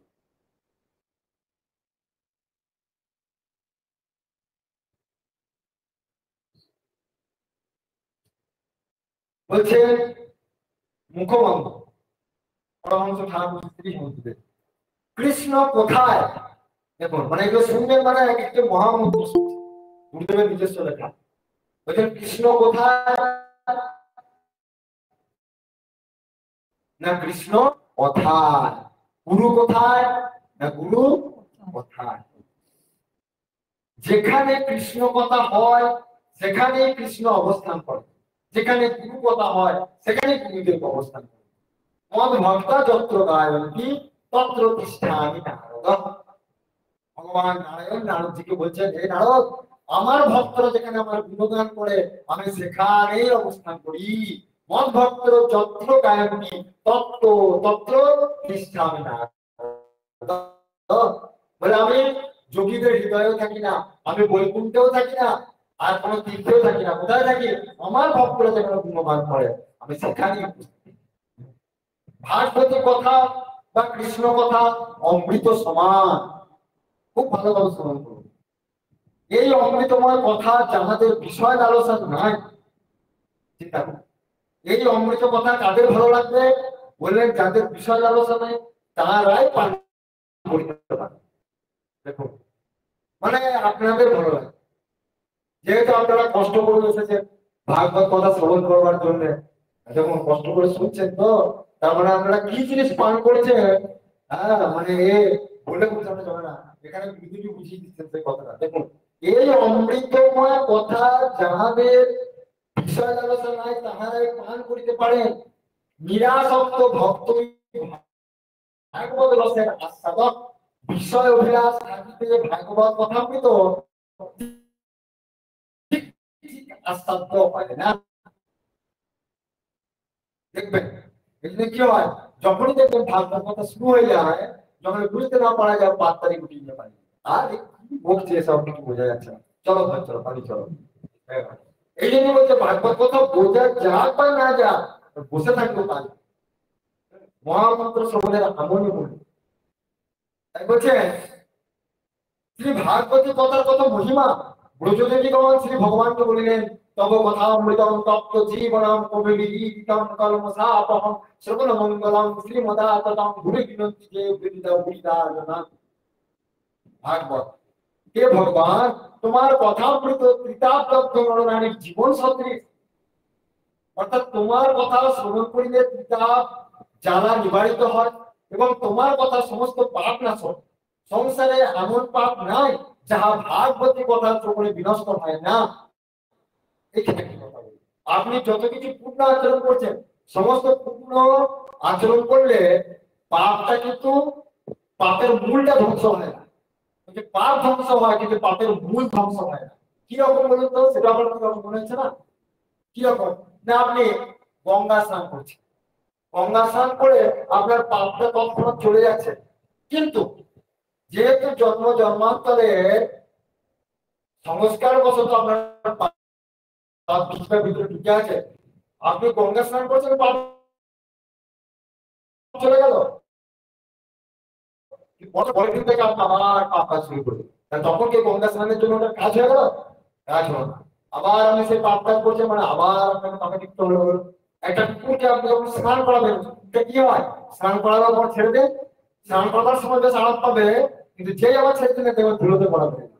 তাহলে তার হলো কি সেরকম পূর্ণ যত কিছু পূর্ণ আছে আমাদের সমস্ত পূর্ণ অর্জন করলে পাপটা তৎক্ষণাৎ কিছুটা ধ্বংস হয় বটে, কিন্তু পাপের বীজ জন্ম জন্মান্তরের সংস্কার থাকায় আমাদের মধ্যে আবার আমরা পাপ কার্যে রত হই। কিন্তু এই ভাগবত কথা যদি আমাদের বারবার শ্রবণ করা হয় পাপের বীজ হয়ে ধ্বংস হবে। সেই কথা। আর ভাগবতের কথা শ্রবণ মাত্রেই মঙ্গলপ্রদ। এই কথা তো দুরাদৃষ্ট বশত শ্রবণ হইতেই চায় না। দুরাদৃষ্ট বশত মানে অদৃষ্টে থাকে এই কথা শোনার জন্য গুরুদেব দিচ্ছে কথা অদৃষ্ট থাকে চায়। এই ভাগবত কথা এই যে আপনারা শ্রবণ করছেন এর জন্য বহু বহু জন্মের ভাগ্য ভাগ্য ভালো আছে। তার কারণ হচ্ছে বিশেষ করে গুরুদেবের তিথিতে গুরুধামে গুরুদেবের বাণী শ্রবণ করা এই একটা বিশাল যোগ না। আজকের যোগটা তো বিশাল যোগ। এই যোগে ভাগবতের কথা শ্রবণের যে কি মাহাত্ম সে বলে বোঝানো যাবে। যদি ভাগ্যবশত শ্রবণ হয়, যখন কি বলছেন বলছেন এই কথা তো দুরাদৃষ্টবশত শ্রবণ হইতেই চায় না। যদি ভাগ্যবশত শ্রবণ হয় তৎক্ষণাৎ মঙ্গল বিধান করে। ভাগ্যবশত যদি শ্রবণ হয় তো মঙ্গল বিধান করে। হ্যাঁ, বিলম্বে নয়, তাড়াতাড়ি। মানে সমস্ত পাপ দূর হয়ে গেল। কারণ অন্যান্য পুণ্য কর্মের ফল বিলম্বে হয় না। পরবর্তী ক্ষেত্রে বলে দিচ্ছি অন্যান্য পুণ্য কর্মের ফল বিলম্বে হয়, কিন্তু ভাগবতী ফল শ্রবণে মানুষ লক্ষ্মীমন্ত হয়। অর্থাৎ যাহারা প্রভুর কথা শুনিয়া আকৃষ্ট হয়, প্রভুকে ভজনা করেন, লক্ষ্মীপতি নারায়ণকে সেবা করেন, তাহাতে লক্ষ্মী দেবী প্রসন্ন হইয়া সেই ভক্তকে দয়া করিয়া বিপুল সম্পদের অধিকারী করিয়া দেন। অর্থাৎ ভক্তের দারিদ্রতা বলিয়া আর কিছু থাকে না। তাই যাহারা প্রভুর কথামৃত গ্রহণ করেন তারাই ভূরিদাজন প্রচুর দাতা। ভাগবতী কথা দানের তুল্য আর দান নাই। হ্যাঁ, কারণ ভাগবতী কথা শ্রবণে মানুষের কি না হয়। ভাগবতী কথা বা কৃষ্ণ কথা শ্রবণে যেমন ত্রিতাপ জ্বালাভিভূত হয় তেমনি সমস্ত পাপেরও ক্ষয় হয়, সংসারের মঙ্গল হয়, মানব জীবনে সুখ শান্তি নামিয়া আসে। তাই কৃষ্ণ কথা তুল্য মানব জীবনকে সুন্দর সুষমামণ্ডিত করিতে অন্য কিছুই নাই।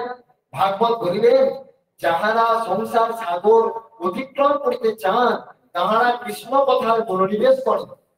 সংসার সিন্ধুমতি দুস্তর মুক্তি তীর্ষ নান্য প্লব ভাগবত পুরুষোত্তমস্য লীলা কথা রস্য নিশ্য মনমন্তরেণ পুংসবো ভবে বিবিধ দুঃখদবাদীর দস্য। ভাগবত সংসার জ্বালায় জর্জরিত মানুষে শ্রী ভগবানের লীলা কথা শ্রবণ ব্যতীত ভবসাগর পাড়ি দেবার আর অন্য কোনো উপায় নাই। বলি হয়তো জীব আর কি করিতে পারে? তাহাদের যোগ যাগ তপস্যা ধ্যান সমর্থন কলিকালের জীব আর কি করবে? যোগ যাগ করার ধ্যান এসব করালেও সমর্থ নাই। ভাগবত কত শুনলেই সে মুক্তি পেবে। চিন্তা করুন দেখুন কত সুন্দর। হ্যাঁ, সেই জন্যই তো সুখদেব গোস্বামী আজকে পরীক্ষিত মহারাজকে 7 দিন এত অল্প সময়ে সুখদেব গোস্বামী পরীক্ষিত মহারাজ 7 দিনের মধ্যে মৃত্যু অবশ্যম্ভাবী তিনি খুঁজে পাচ্ছেন না।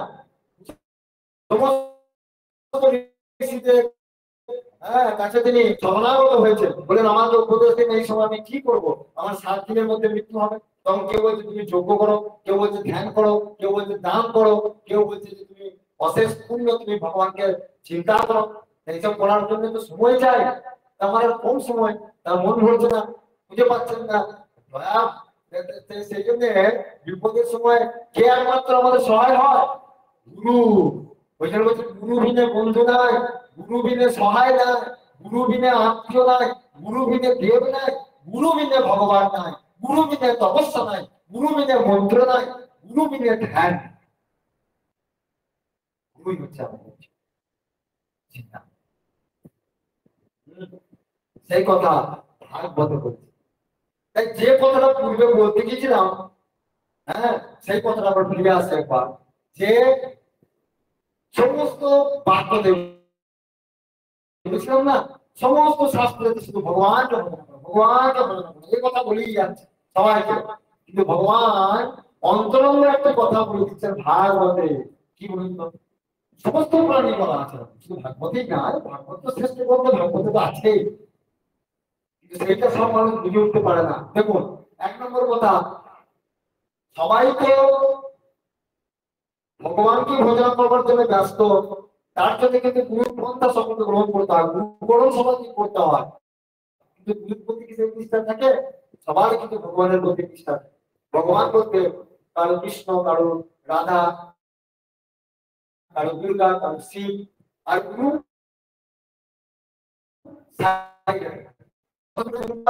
জানেন যে না হলে কেউ যুদ্ধ হয়, এইটুকু বোধ আছে, কিন্তু ওই বোধ জানে না।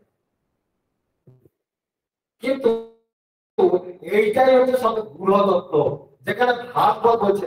কি বলছে ভাগবতে?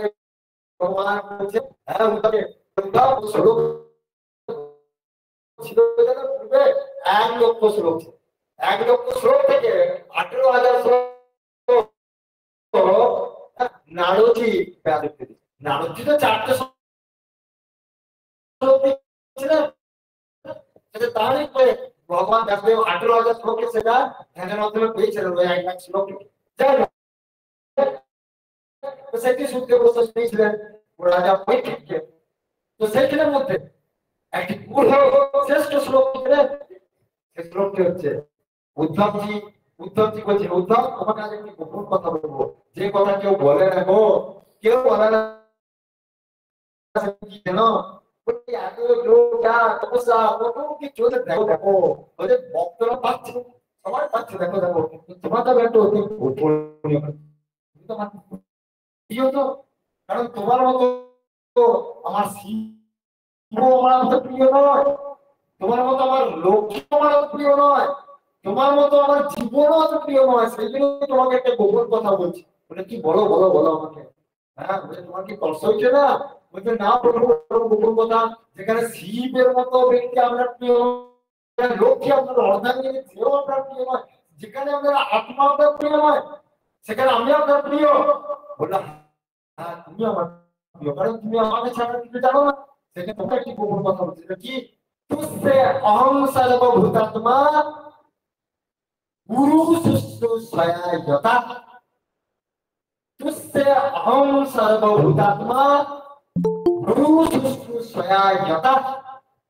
বলছে জানো তো, আমাকে অত কিছু করবার জন্য সন্তুষ্ট করতে হয় না, বলে কেবল যদি কেউ গুরুকে সন্তুষ্ট করে দেয়, সহজেই আমাকে সন্তুষ্ট করতে হবে। বুঝলে? যাও, আমাকে আর বুঝিও না, আমি এখন চললাম। ওই বলে ভগবান নিজের পক্ষে চলে গেলেন। আর মুখে কি বলছে না, এইরকম নিকুঞ্জ মেসেজ, সেই কথাটা বলতে বলতে তো একটা প্রসঙ্গে গিয়েছিলাম, সেই কথাটা বুঝলাম। রাধা কৃষ্ণ সর্বাঙ্গই কৃষ্ণ রাধা সুনাম পরাকানম নিকুঞ্জস্তম গুরু রূপম সদা। ঠিক সেরকম আবার এই ভগবত লীলাতে, সেরকম আবার এই ভগবত লীলার মধ্যে আবার আবার এই কৃপার মধ্যে যারা গুরুকে সন্তুষ্ট করেছে, আবার আরেকটা অতি গোপনীয় কি না, যেটা গভীরভাবে ভজনা করতে গেলে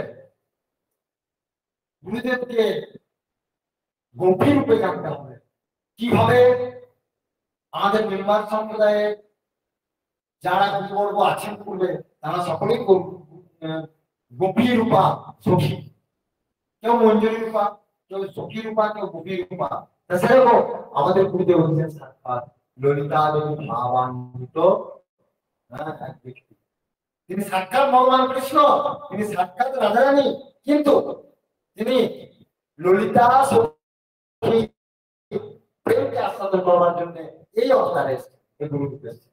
হ্যাঁ, আর এই ললিতা সখীর কথা আমরা কালকে আবার আলোচনা করবো। যাই হোক, সেই ললিতা সখী পারমিশন ছাড়া কেউ করতে পারে না। সেই জন্য জানেন, একটি গোপন আমাদের গুরুদেবের গর্ভধারণ মায়ের নামে কি যেটি উপরে এখন আছে, যেটি মহাসনে যেখানে থাকে, সেই বাড়িটি সেই ঘরটির নাম হচ্ছে নিকুঞ্জ, উমা শশী নিকুঞ্জ। আর কাশী ভূষণ কুঞ্জ হচ্ছে উনি যে কথা। যাই হোক, তা তিনি কুঞ্জতে অবস্থান করেন আর নিকুঞ্জতে অবস্থান করেন। কুঞ্জতে যেতে গেলেও তারও আদেশ, মানে তারও কৃপা দরকার, আর নিকুঞ্জ ভবনে যেতে গেলেও সেই গুরুর উপাসক ছিল, হ্যাঁ, সেখানেও তার করুণা দরকার। ঠিক আছে, সেই জন্য নিকুঞ্জ। তাহলে আমরা সেই গুরুকে লাভ করেছি। হ্যাঁ, সেই জন্যই ভাগবত কি বলছে যে সংসার জ্বালায় জর্জরিত মানুষের ভগবানের লীলা কথা শ্রবণ ব্যতীত ভবসাগর পাড়ি দেওয়ার আর অন্য কোনো উপায় নাই। সেই কথাই সুখদেব গোস্বামী যখন বললেন যে কেউ কিছু করতে পারলো না 7 দিনের মধ্যে সময়, তখন এই গুরু বিপদের সময় গুরু বিনা বন্ধু নাই, তুমি ছাড়া আর রাতের মধ্যে শুনিয়ে, হ্যাঁ, পরম ধাম প্রাপ্ত করে দেবেন গুরু। এমনই হয়।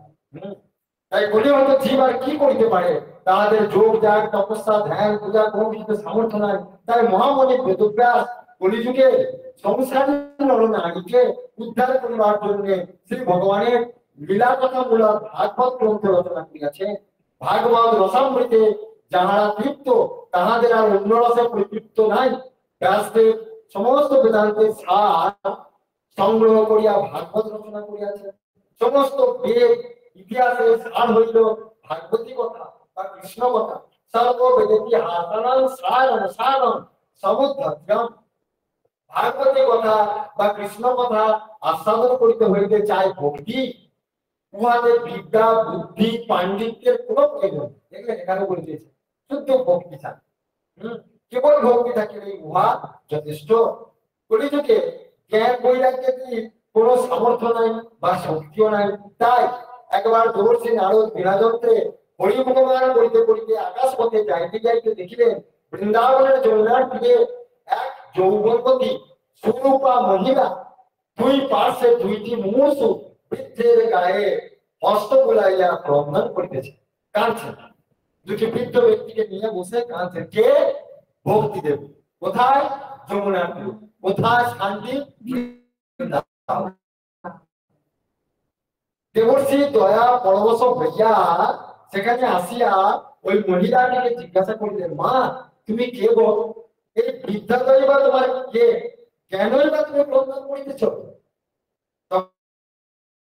তখন সেই মহিলাটি দেবর্ষি নারদকে বলিলেন, দেবর্ষি আমি ভক্তি দেবী, আর ইহারা দুজন আমার পুত্র জ্ঞান ও বৈরাগ্য। ইহারা বৃদ্ধ হইয়া মুমূর্ষ হইয়া আছে, তাই আমি শোক করিতেছি। অর্থাৎ কলিযুগে জ্ঞান ও বৈরাগ্যের কোনো প্রভাব নাই। জ্ঞানের যেমন কোনো প্রভাব নাই, আর বৈরাগ্যের কোনো প্রভাব। কিসের প্রভাব? ভক্তি। কেবল ভক্তি পরিপুষ্টা, বিশেষ করিয়া এই বৃন্দাবনে। যাই হোক, কলিতে শ্রী ভগবত ভক্তিতে সাধন কার্য সিদ্ধি হয়। হ্যাঁ, কি বলছেন? কলিযুগে শ্রী ভগবত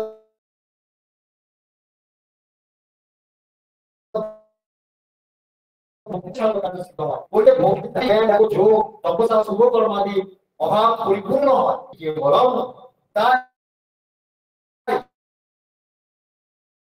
যেখানে কৃষ্ণ কথা ভাগবতী কথা কীর্তিত হয়, সেখানে শ্রী ভগবান অবস্থান করেন। তত্র সন্নিহিত হরি। যেখানে অচ্যুত হয়, সেইখানে সর্বতীর্থ বিরাজ করে। সেখানে গঙ্গা যমুনা গোদাবরী সরস্বতী অবস্থান করেন। তাই বলা হয় তত্রৈব গঙ্গা যমুনা চ তত্র গোদাবরী তত্র সরস্বতী চ সর্বাণি তীর্থানি বসন্তি তত্র চক্রাচ্যুত কথা প্রসঙ্গ। গঙ্গা যেমন স্বর্গ মর্ত পাতাল 3 লোককে পবিত্রীকৃত করেন, সেই ভাগবতী কথা ও বক্তা শ্রোতা ও শ্রাবয়িতা অর্থাৎ যিনি শোনান, এই 3 পুরুষকে পবিত্র করেন। শ্রী ভগবান যেমন নিত্য, তাহার কথা ও লীলাও সেই নিত্য। তাই সেই নিত্য কথা শ্রবণে যে মানুষের পরমার্থ লাভ হইবে, এই নিত্য কথা শ্রবণে যে মানুষের পরমার্থ লাভ হইবে তাহা বলাই বাহুল্য। অর্থাৎ এই নিত্য কথা শ্রবণে মানুষের উপকার হবেই হবে। ভাগবতী কথা রসে পরিপূর্ণ ফল সদৃশ, এই ফলে আটিও নাই মশাও নাই। হ্যাঁ, বলছে এই কথার রস স্বরূপ, হ্যাঁ, এই রসের এখানে এই ফলে, এই ফলটা শুধু রস, এখানে আটিও নাই খোসাও নেই। যেমন আমের খোসাও আছে আটিও আছে, কিন্তু এই ফলটা ভাগবত ফলের খোসাও নাই আটিও নাই। তার মানে কি কোনোটা বাদ দেওয়ার নাই। আমটাকে খেতে গেলে খোসাটা বাদ দিতে হবে, আটিটা বাদ দিতে হবে। আর এই ভাগবত কথা শুনলে কিছুই বাদ দিতে হবে, সবটাই শুধু রস মানে আনন্দ। প্রতিটি মানুষ তাই বলছেন, যেমন কথাটি রস সেই রসকে জাগাইতে চায় রস কথা। হ্যাঁ, আর শ্রী ভগবান কৃষ্ণ রসরাজ রসময়। হ্যাঁ, তাই রসবিদ্ধ লৌহের মতো তুবলির মতো প্রতিটি মানুষই সেই রসবিদ্ধ, অর্থাৎ শ্রী ভগবত রসযুক্ত। এই ভাগবতী কথা বা কৃষ্ণ কথা আলাপের দ্বারা রসকে জাগাইতে হইবে। ভাগবতী চেতনা উদ্বুদ্ধ হয় কথা দ্বারা। তাই শ্রুতি বলিলেন শ্রোতব্য মন্তব্য শ্রবণ, বলছে যে শ্রোতব্য মন্তব্য অর্থাৎ শ্রবণ করো, মনন করো। আবার ভাগবত বললে শ্রবণাম কীর্তনম বিষ্ণু, শ্রী বিষ্ণুর কথা শ্রবণ করিতে হয়, কীর্তন করিতে হয়। শ্রদ্ধা ভক্তি থাক বা না থাক, দেখবেন এখানে বলে দিচ্ছে শ্রদ্ধা বা ভক্তি থাক বা না থাক, হ্যাঁ, আদিতে শ্রবণ বাঞ্ছনীয়। বলছে শুনে যান, আপনার ঢোলা নিয়ে আসে আর কষ্টই হোক, যত যাই কিছু হোক, শুনে তো যান। ও শুনলেই কাজ হবে। কেউ বলছে বুঝতে বলতে দেখুন, হ্যাঁ, আদিতে শ্রদ্ধা ভক্তির প্রয়োজন নাই। বলে শ্রদ্ধা ভক্তির দরকার নাই, আগে শ্রবণ তো করুন। হ্যাঁ, কথা শ্রবণ করতে করতে আপনা হইতে শ্রদ্ধা ভক্তি জন্মায়া যাইবে। আমাদের তো প্রথম প্রথম যে বছর আমরা ভাগবত কথা আমাদের এই সাপ্তাহিকে শুরু করি গুরুদেবের চরণে, তখন আমরা বাড়িতে করতাম রাত্রি 2-2:30 পর্যন্ত। 7 দিনে রাত্রি 2-2:30 পর্যন্ত গড়িয়ে গেছে ভাগবতী কথা, চিন্তা করুন। কিন্তু কি আশ্চর্য বিষয়, এতটুকু কোনো আলস্যতা থাকে না। আশ্চর্য ব্যাপার। মানে মানে এটা আমাদের ভোর প্রমাণ আমি বলছি, আমি নিজে এই জীবাদতের কথা বলছি যে এতটুকু কোনো এই ভাগবত কথা বলেছি তো, মানে কিভাবে যে শক্তি পায় গুরু কথায় বলে আপনাদেরকে বোঝাতে পারবো। এত আনন্দ পায়, কোনো আলস্যই কাজ করে না। এটাই গুরু কৃপা, এটাই ভাগবত। আপনারা প্রমাণ পাচ্ছেন, আপনারা এবার বসে আছেন কেন নাকি? দেখুন প্রথমে যে কোনোদিন কোনো কথা শ্রবণ করে নাই, তার সে বিষয়ে জ্ঞান কোনোদিনই হইবে না, বুঝতে ইচ্ছে করে। হ্যাঁ, তাই ইচ্ছায় অনিচ্ছায় পরেচ্ছায় যে কোনো রূপে হরিকথা শ্রবণ হইলেই হইল। তখন গুরুদেব এত সহজ ভাবে বলে দিয়েছেন, এত সহজ ভাবে আর কেউ বলে নাই। ব্যাসদেবও এত সহজ ভাবে বলে, গুরুদেব এত সহজ ভাবে বলে দিয়েছেন। দেখুন তো, হ্যাঁ, ব্যাস এই শ্রবণের সঙ্গে সঙ্গে হরি হৃদয়ে প্রবেশ করিয়া যাইবে। এই কথা শ্রবণ করবার সঙ্গে সঙ্গে হরি প্রবেশ করিয়া যাইবে। দেখুন এই একটি গোপন কথা বলি, এখন হরি যদি প্রবেশ নাও করে, গুরুদেব একদম প্রবেশ করে যাবে। মানে গুরুদেব ভক্তের উপর প্রভুকে টেনে বসাবেন, আর স্বয়ং গুরু হরি রূপে হৃদয়তে বসে যাবে। তাহলে কত বড় আমরা, হ্যাঁ, সুযোগ করে দিয়েছেন এই ভাগবত কথা। আর হৃদয়কে নির্মল করিয়া ভক্তকে তাহার দিকে আকৃষ্ট করিয়া লইবে। তাই বলি কৃষ্ণ কথাটি আছে বল বীর্য স্নেহ কান্তি পুষ্টি পুষ্টি। কারণ শ্রী ভগবান যে অনন্ত শক্তি মণ্ডিত, তাই তাহার অমৃতময় কথাতেও সর্বশক্তি বিরাজ করে। যা হোক, এই গ্রন্থটি শ্লোক বহুল না হইলেও ভক্তের মনে পিপাসা মিটাইবে তাহাতে সন্দেহ নাই। গুরুদেব উপসংহারে লিখছেন যে এই গ্রন্থটি শ্লোক বেশি নাই, সংস্কৃত শ্লোক কম আছে, কিন্তু যে কটি জিনিস আছে সেগুলিতে মানুষকে যথেষ্ট উপকার, মানুষ ভক্তরা যথেষ্ট উপকার পাবে, সকলে আনন্দ পাবে, এটি গুরুদেব জোর দিয়ে বলেছেন। এই গ্রন্থকারের যেগুলি ভালো লাগিয়াছে তাই পাঠক বর্গের নিকট তুলিয়া ধরা হইয়াছে। পাঠক বর্গ ইহা পাঠ করিয়া আনন্দিত ও পরিতৃপ্ত হইলে লেখকের শ্রম সার্থক হয়। বলি ওম তৎসৎ। আর 2-4 লাইন গুরুদেবের বাণী জীবনীকে একটুখানি পাঠ করবো, যেহেতু কথা দিচ্ছি আজকের দিনে। হ্যাঁ, এটি পড়ে আমরা ঠিক আছে।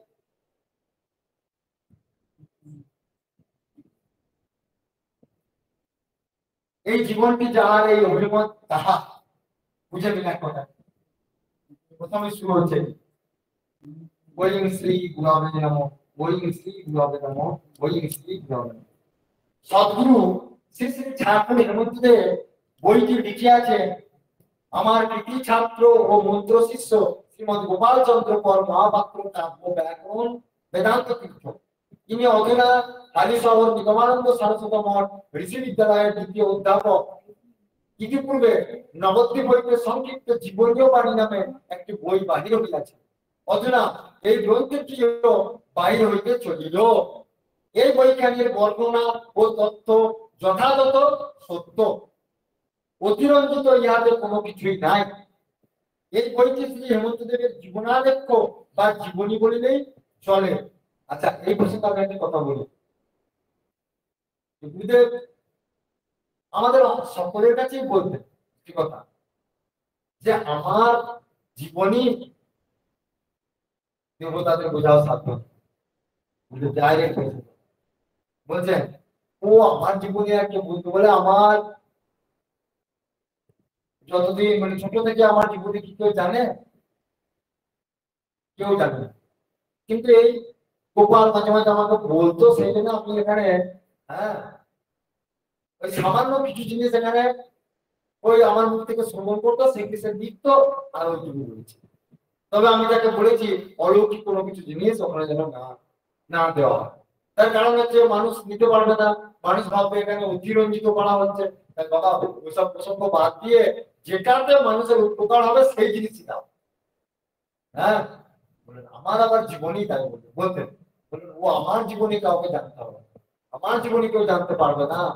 যাই হোক, ওই কিছুটা মাত্র তার আভাস পাওয়া গেছে যেটুকু, হ্যাঁ সেইটুকুই আমাদের লাভ আর কি, এইটুকুই আমাদের লাভ। হ্যাঁ আর পরবর্তী আবার যদি কোনোদিন জানান জগৎবাসী জানতে পারবে, সেটা ওনারই দ্বারাই যদি জানান সেটাও জানতে পারবে। মানে উনি ভগবান কৃপা না করলে তো তাকে কেউ জানতে পারে না। সেই জন্য এখন আমরা এই বইটার মাধ্যমে কিছু জানতে পারবো তার। হ্যাঁ কিন্তু কিছু জীবনী পড়ে আমাদের জীবনকে ধন্য করতে পারবো। সেখানে বলছেন এখানে কিছু অতিরঞ্জিত কিছু নাই, অলৌকিক অংশকে বাদ দিয়ে দেওয়া হয়েছে। শ্রীমান গোপালচন্দ্র আমার মুখ হইতে বহুদিন যাবৎ ওইসব বিষয় শ্রবণ করিয়া আসিতেছিল। পূর্বে উক্ত গ্রন্থের বর্ণিত বিষয়গুলি অখিল ভারত ভাইভাগবত সংঘের মুখপত্র বঙ্গীয় ভাগবত সমাজ পত্রিকায় ধারাবাহিক ভাবে প্রকাশ পাইয়াছে। আমাদের পত্রিকাতে এটা আগে বেরিয়েছে। সম্প্রতি তাহা পুস্তক আকারে রূপ গ্রহণ করিল। এটা এখন বই আকারে বেরিয়েছে, আমরা যেটা এখন পাঠ করছি। গ্রন্থাকার কেবলই আমায় বলে আপনার জীবনে কিছু কিছু কৃচ্ছতার পরিচয় পাওয়া যাইলেও আপনার তপস্যা বা ভজনমান কিছু বলা হইল না। তখন আমি মনে করিলাম আমার সমগ্র জীবনটাই তো তপস্যা ও গোটা জীবনটাই তো ভজনাম। মন দিয়ে সুন্দর কথাটা, হ্যাঁ এটা একটা জায়গা যেন মিস না হয়। আজকের দিনে এটা আমাদের খুব শোনা দরকার। হ্যাঁ আজকের দিনে আমাদের যত ওনাকে স্মরণ করবো আমাদেরই লাভ। কারণ ওই যে বললাম যে বিরহ বিশেষভাবে তাকে ধরবার চেষ্টা। রাধারানীর কাছে যে কুঞ্জ সেবার তাৎপর্য হচ্ছে গোপীরা বা রাধারানী সবাই ভগবানকে কাছে পেয়েছে, তাকে এত সেবা করছে, কখনো মনে মনে তারা ভাবছে এই বোধ হয় কৃষ্ণকে হারালাম, এই বোধ হয় আমার স্বামীকে হারালাম। জানেন তো এই বৈষ্ণব সমাজের সর্বশ্রেষ্ঠ হচ্ছে বিরহ ভাব।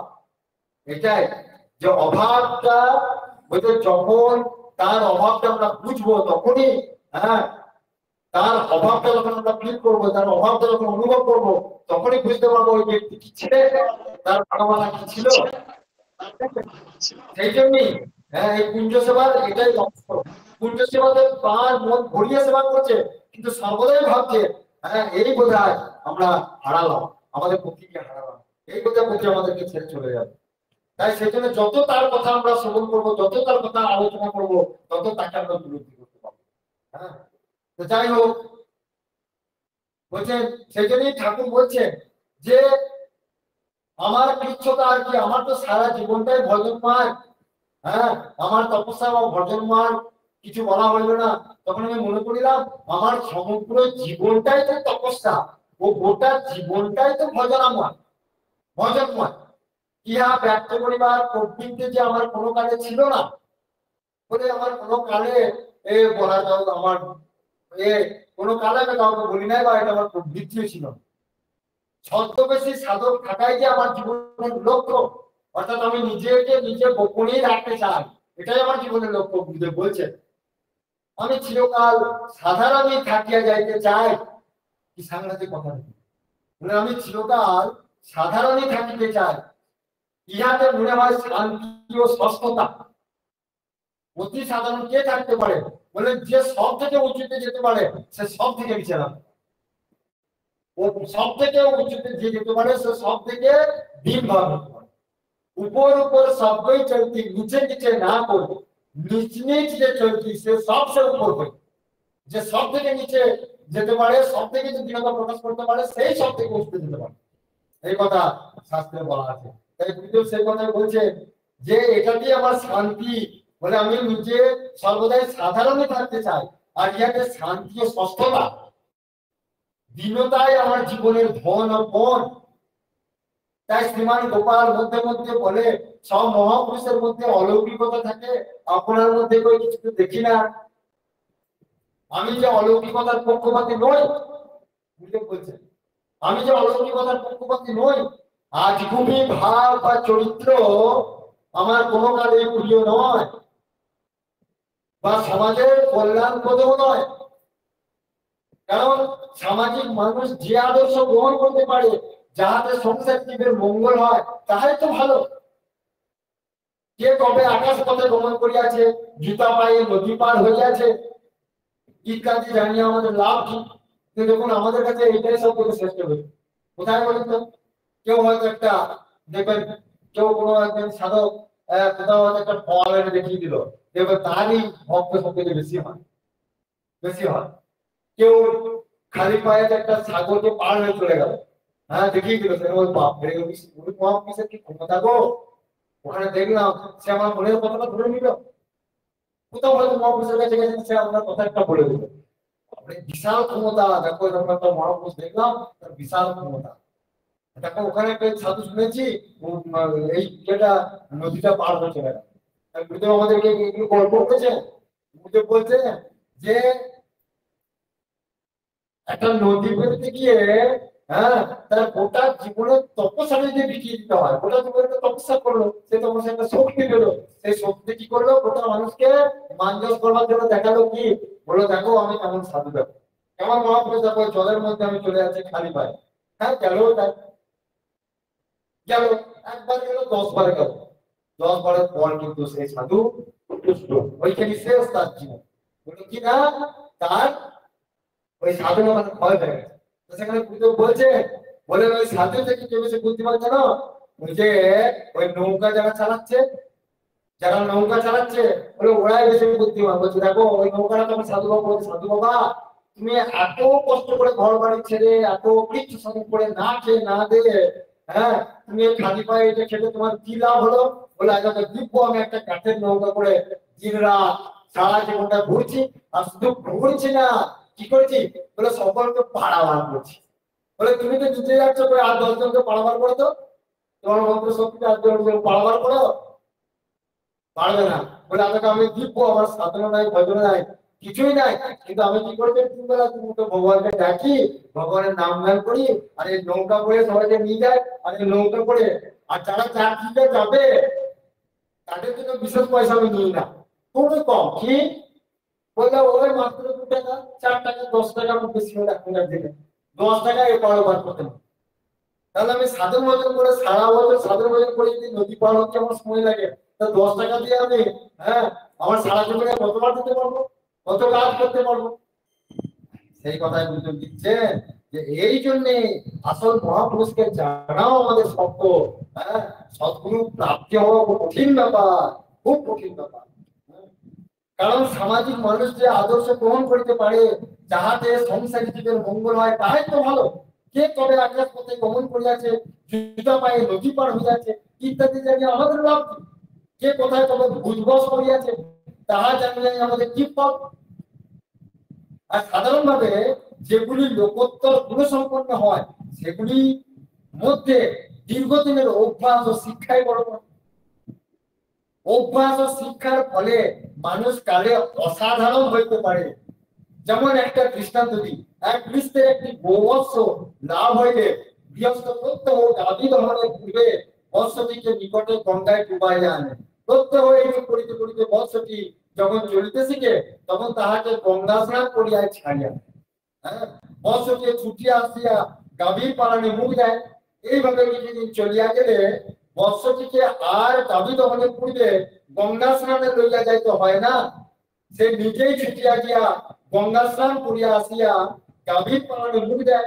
তখন গৃহস্থ প্রচার করিয়া দেয় যে আমার একটা গোবৎস হইয়াছে, সে গঙ্গা স্নান না করিয়া মায়ের দুগ্ধ সেবন করে না ইত্যাদি।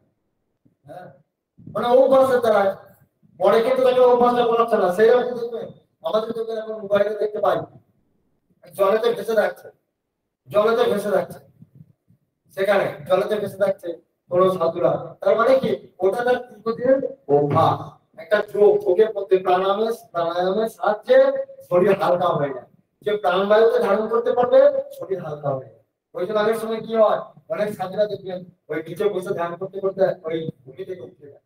এগুলো অলৌকিকতা নয়, এগুলো অভ্যাসের পথে। অলৌকিকতা হচ্ছে এটাই, ভগবত প্রাপ্তি, ভগবানের ভক্তি প্রাপ্তি।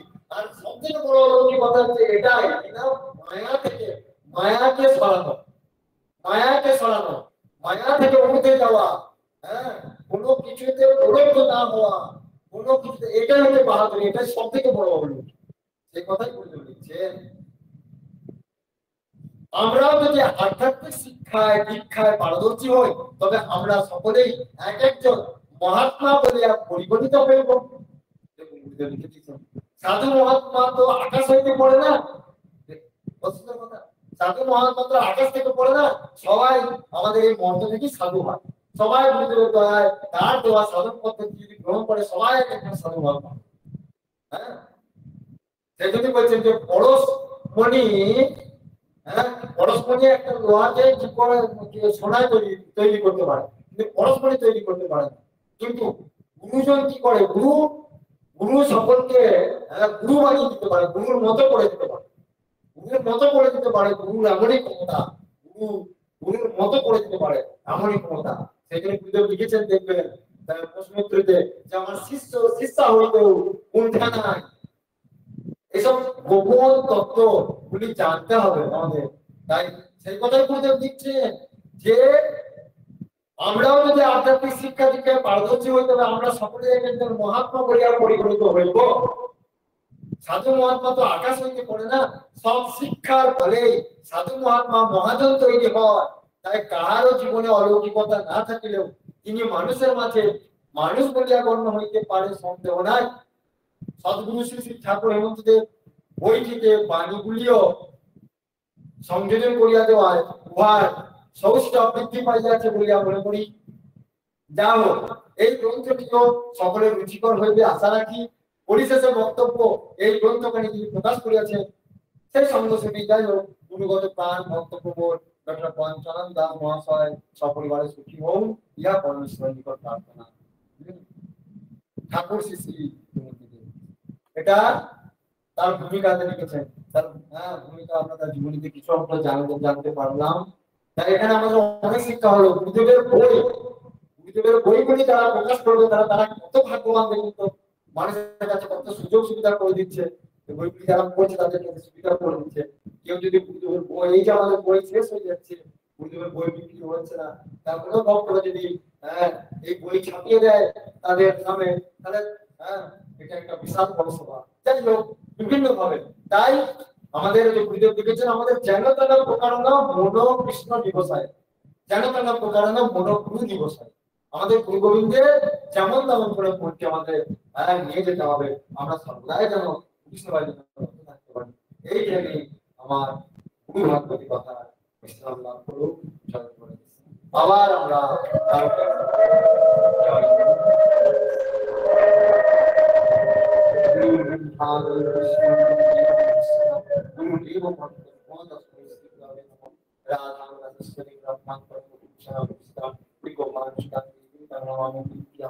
কৃষ্ণ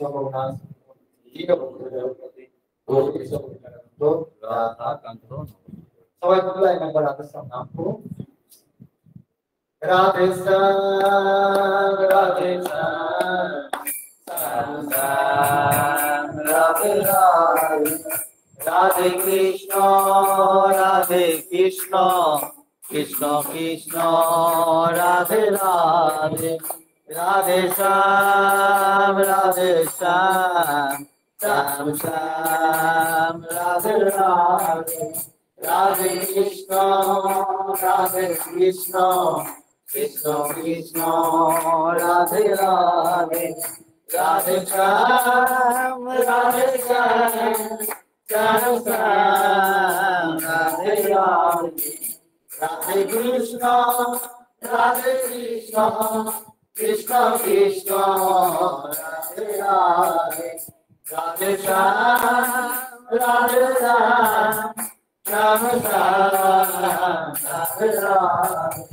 রাধে কৃষ্ণ রাধে কৃষ্ণ কৃষ্ণ কৃষ্ণ রাধে রাধে, রাধে শ্যাম রাধে শ্যাম শ্যাম শ্যাম রাধে রাধে, রাধে কৃষ্ণ রাধে কৃষ্ণ কৃষ্ণ কৃষ্ণ রাধে রাধে, রাধে শ্যাম রাধে শ্যাম শ্যাম শ্যাম রাধে রাধে, রাধে কৃষ্ণ রাধে কৃষ্ণ কৃষ্ণ কৃষ্ণ রাধে রাধে।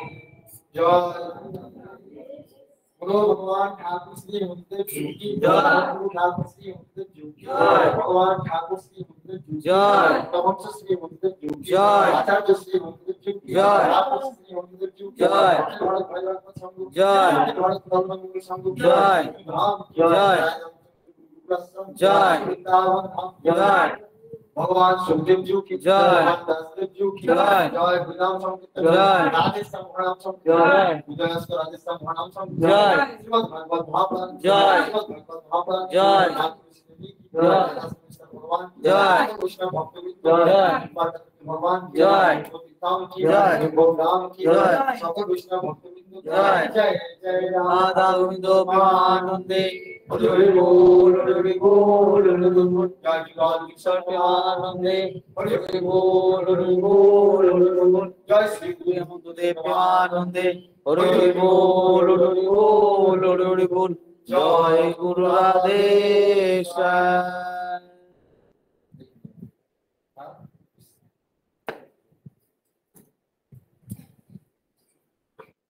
জয় গুরু রাধেশ, জয় গুরু রাধেশ, জয় গুরু রাধেশ।